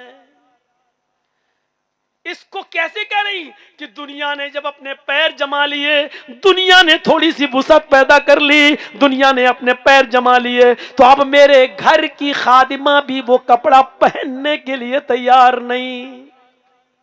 बुखारी की रिवायत, मुहम्मद रसूलुल्लाह सल्लल्लाहु अलैहि वसल्लम को किसी सहाबी ने रेशम का कपड़ा दे दिया, हालांकि रेशम मर्दों के लिए हराम है, ऐसी आरियतन आपको तोहफतन दे दिया। अल्लाह के नबी उस कपड़े को देख रहे हैं, उस कपड़े को देखते ही देखते सहाबा की भीड़ लग गई, उस कपड़े को देखने लगे, उसकी खूबसूरती पर नजर डालने लगे। नबी अकरम समझ गए इन सहाबा को इस रेशमी कपड़े की मोहब्बत ने गिरफ्तार कर लिया है। फौरन आपने उस कपड़े को तह करके सहाबा के सामने डालते हुए कहा, तुम्हें यह कपड़ा अच्छा लग रहा है, तुम्हें इस कपड़े की खूबसूरती नजर आ रही है? अल्लाह के नबी फरमाते हैं, ओ वल्लाही लमनादीलू, साद इब्ने माजिन फिल जन्नती अफजलु मिनहा, साद इब्ने माज को जन्नत के अंदर जो रुमाल मिलेगा, साद इब्ने माज को जन्नत के अंदर जो एक छोटा सा कपड़ा, एक मिंदील, एक रुमाल जो दिया जाएगा, वो इस रेशमी कपड़े से कितना ज्यादा अफजल होगा, कहीं ज्यादा बेहतर होगा। आपने जन्नत के रुमाल की तरफ सहाबा का दिमाग लगा दिया, कहीं दुनियावी मोहब्बत, इस रेशम की मोहब्बत, इस रेशमी कपड़े की मोहब्बत कहीं इनके दिल में ना आ जाए। मेरे भाइयों, आपने फौरन कहा साथियों लमनादिलु साद इब्ने माजिन फिल जन्नती अफजलु मिन हाज़ा, साद इब्ने माज को जन्नत में जो कपड़ा, जो रुमाल मिलेगा, वो इससे कहीं ज्यादा बेहतर और अफजल होगा। ये कहकर आपने डाइवर्ट कर दिया, सहाबा किराम के दिमाग को फेर दिया। और जब सुन ही रहे हो तो सुनो, हजरत अबू उबैदा इब्ने अल जर्राह को अल्लाह के नबी सल्लल्लाहु अलैहि वसल्लम ने बहरीन भेजा, जाओ जिजिये का और टैक्स का माल लेकर आओ। अबू उबैदा इब्ने अल जर्राह जब जिजिया और टैक्स का माल वहां से लेके आए और मदीने के अंसारियों को पता चल गया कि फजर के बाद ये माल तकसीम होगा, तो वो पहले ही मस्जिद नबवी में आकर बैठ गए और फजर की नमाज से पहले मस्जिद नबवी भर गई। अल्लाह के नबी जब नमाज पढ़ाने के लिए आए और जब नमाज से फारिग हो गए तो आपने फरमाया, आए मदीने के अंसारियों, शायद तुम्हें पता चल गया है कि हजरत अबू उबैदा इब्ने अल जर्राह बहरीन से जिजिया और टैक्स का माल लेके आए जो आज तकसीम होगा। फरमाया, हाँ अल्लाह के नबी, आपने कहा खुश हो जाओ, आज तुम्हें माल मिलेगा। आप माल तकसीम करने के लिए बैठ गए, लेकिन आपकी आंखों में आंसू था और आंसुओं की धारा बहते हुए आप फरमाने लगे, फवल्लाही मल फख्र अख्शा अलैकुम वलाकिन अख्शा अलैकुम अन तुबसतद दुनिया कमा बुसितत अला मन कान क़ब्लकुम। आपने जो खिताब किया अंसारियों के उस मजमे में, वो सुनने के लायक है। आपने फरमाया खुश हो जाओ, वो कपड़ा तो, वो माल तो तुम्हें मिलेगा, लेकिन आज माल की मोहब्बत तुम्हें यहाँ खींच के लाई है। मैं अल्लाह की कसम अपने इंतकाल के बाद तुम्हारी फकीरी से नहीं डरता हूं, तुम कल्लाश हो जाओगे इस बात से मैं नहीं डरता हूं, तुम फकीर हो जाओगे इस बात से मैं नहीं डरता हूं, बल्कि इस बात से डरता हूं कि मेरे इंतकाल के बाद ये दुनिया इतनी न फैला दी जाए, अंतुब सतत दुनिया कमाबुसितत अला मन कान क़ब्लकुम, जितनी दुनिया तुमसे पहले के लोगों पर फैला दी गई थी, ये दुनिया इतनी कुशादा न कर दी जाए, इतनी न फैला दी जाए जितनी तुमसे पहले के लोगों पर फैला दी गई थी। फतनाफसूहा कमा तनाफसूहा, बस इस दुनिया की होड़ में, इसकी चाहत में तुम रेस न लगाने लगो, इसको हासिल करने के लिए तुम दौड़ न लगाने लगो, जैसा कि तुमसे पहले के लोगों ने रेस लगाई और दौड़ लगाई। फतुहलिककुम कमा अहलकतहुम, बस ये दुनिया की चाहत और दुनिया की तलब तुम्हें वैसे ही बर्बाद न कर दे जैसा कि उन लोगों को जो तुमसे पहले थे बर्बाद कर दिया। मेरे भाइयों, सहाबा अपना हिस्सा लेने आए। अल्लाह के नबी ने कहा, आज की रात तुम इतना आ गए पहले कि सुबह तक सोए नहीं, माल की मोहब्बत में तुम मस्जिद में पहले बैठ गए, मुझे डर है कि इतना ये दुनिया ना फैल जाए जितना पहले के लोगों पर फैल गई थी, और जैसे उन लोगों ने रेस लगाई तुम भी रेस ना लगाने लगो, और जैसे वो लोग हलाक हो गए कहीं तुम भी हलाक ना हो जाओ। हजरत उमर फारूक ने यही अबू उबैदा को मुल्क शाम का गवर्नर बनाकर भेजा, और मुल्क शाम का गवर्नर इसलिए बनाया अबू उबैदा को क्योंकि मुल्क शाम के अक्सर इलाके उन्हीं की वजह से फतह हुए थे, उन्हीं की वजह से जीते गए थे। आज तो ये अलग अलग कंट्री है, शाम अलग कंट्री है, उर्दू अलग कंट्री है, लबनान अलग है, फिलिस्तीन अलग एक कंट्री है। जरा गौर करना, शाम अलग कंट्री, उर्दून अलग कंट्री, फिलिस्तीन अलग कंट्री, लबनान अलग कंट्री, लेकिन हजरत उमर के जमाने में एक ही मुल्क का एक रियासत, एक सूबा था, उसमें शाम भी था, उर्दून भी था, फिलिस्तीन भी था, लबनान भी था, इतने मुल्क थे, और उसके गवर्नर कौन थे? हजरत अबू उबैदा इब्ने अल जर्राह। अबू उबैदा इब्ने अल जर्राह को शाम का जब गवर्नर बनाया तो एक बार हजरत उमर मुल्क के शाम गए और मुल्क के शाम की आवाम से पूछा, लोगों मैंने अबू उबैदा को तुम्हारा गवर्नर बनाकर भेजा है, कोई तकलीफ तो नहीं है तुम्हें अबू उबैदा से? तमाम लोगों ने गवाही दी कि अबू उबैदा से हमें कोई तकलीफ नहीं है, बहुत अच्छा हाकिम आपने मुझे दिया है, बहुत अच्छा गवर्नर दिया है, हम खुश हैं, इनसे कोई शिकायत नहीं है। हजरत उमर खुश हुए और कहने लगे अबू उबैदा तुम रहते कहाँ हो, मुझे तुम्हारे घर चलना है, क्या अपने घर पर चलकर मुझे 2 घूंट पानी नहीं पिलाओगे? हजरत अबू उबैदा कहते हैं मैं थोड़ा दूर रहता हूं, आप मेरा घर जाकर क्या करेंगे? हजरत उमर ने देखा कि मुल्क शाम में बड़ी तरक्की है, चारों तरफ रोशनी रोशनी है, मुल्क शाम तरक्की कर रहा है, जरा अबू उबैदा का घर तो देखें, अबू उबैदा का घर तो देखें, इन्होंने कितनी तरक्की की है, इन्होंने कितना माल जमा किया है, इनका घर देखेंगे तो पता चलेगा। अबू उबैदा से जिद करने लगे मुझे तुम्हारा घर देखना है। हजरत अबू उबैदा कहते हैं अमीरुल मोमिनीन मेरे घर न जाएं तो बेहतर है। नहीं मैं जाऊंगा। फरमाया अमीरुल मोमिनीन आपको मेरे घर में सिवाय आंखों के से आंसू निचोड़ने के सिवा कुछ नहीं मिलेगा। फरमाया अबू उबैदा मेरा हुक्म है कि तुम मुझे अपना घर दिखाओ। चलिए, अब दोनों चले, चलते चलते कई मील चलते गए। पूछा अबू उबैदा कहाँ है? कहा अब तो बहुत करीब आ गया है। अब दमिश्क में जो शाम की राजधानी है, दमिश्क में एंट्री होती है, दमिश्क में दमक चमक देखते हैं। अमीरुल मोमिनीन मुस्कुराते हैं माशाअल्लाह बहुत अच्छा काम किया है, यहाँ की रियाया के लिए तुमने बहुत सहूलतें मुहैया फरमा दी हैं, लेकिन तुम्हारा घर कहाँ है? अब तो और करीब आ गया है, दमिश्क की आबादी खत्म हो जाती है, जंगल नजर आने लगता है। फरमाया अमीरुल मोमिनीन ने आए अबू उबैदा दमिश्क भी खत्म हो गया है, शहर आ गया है, जंगल कहाँ है? कब वो जो झोंपड़ी दिखाई दे रही है बस वहीं तक चलना है। हजरत उमर ने कहा इस झोंपड़ी में रहते हो क्या? हाँ वही मेरा घर है, जरा आगे चलिए। जब अंदर लेके जाते हैं झोंपड़ी के पास तो कहा कि इस घर के अंदर दाखिल होना है। फरमाया आइए और चलिए। हजरत उमर उस झोंपड़ी के अंदर दाखिल होते, खजूर के पत्तों की छत बनी हुई थी। हजरत उमर ने खजूर के पत्तों पे नजर डाली, नीचे जमीन पे नजर डाली, कच्चा सहन। कहा आए अबू उबैदा, जो शख्स शाम का, उर्दून का, फिलिस्तीन का, लबनान का गवर्नर है और उसका घर मिट्टी का कच्चा और उसके घर का लेंटर खजूर के पत्तों का बना हुआ, कहा तुम यहां रहते हो? हाँ। तुम्हारा बिस्तर कहाँ है? अमीरुल मोमिनीन ने पूछा। हजरत अबू उबैदा कहते हैं आए अमीरुल मोमिनीन ये मुसल्ला जो दिखाई दे रहा है, हाँ का यही मुसल्ला है जिस पर मैं नमाज पढ़ता हूँ और तहज्जुद की नमाज भी अदा करता हूँ और फिर इसी मुसल्ले पर मैं सो जाता हूँ, इसलिए कि फिर मुझे सुबह उठना पड़ता है, तो बिस्तर की मुझे क्या जरूरत है, मैं इसी मुसल्ले पर नमाज पढ़ता हूँ और जब सोने की जरूरत होती है तो सो जाता हूँ। यह वाकया सियर आलामुन नबला में देखा जा सकता है। मेरे भाइयों, कहा कि कोई बर्तन नहीं दिखाई दे रहा है, चूल्हा नहीं दिखाई दे रहा है, बर्तन नहीं दिखाई दे रहे हैं। फरमाया अमीरुल मोमिनीन ऐसा कैसे हो सकता है कि मेरे घर हो और सोने के लिए बिस्तर नहीं तो मुसल्ला तो है, ऐसा कैसे हो सकता है कि खाने के लिए बर्तन ना हो? है, अभी दिखाता हूं। फौरन उस खजूर के पत्तों में हाथ डाला और फिर उस हाथ को दाहिनी तरफ डाला, वहां मिट्टी का एक प्याला था, उस प्याले में पानी भरा हुआ था, उस प्याले को उठाया, उसमें सूखी रोटी को डाल दिया था जो नरम हो रही थी। हजरत उमर को दिया, अमीरुल मोमिनीन ये प्याला है और इसमें पड़ी हुई रोटी यही मेरी ग़िज़ा है।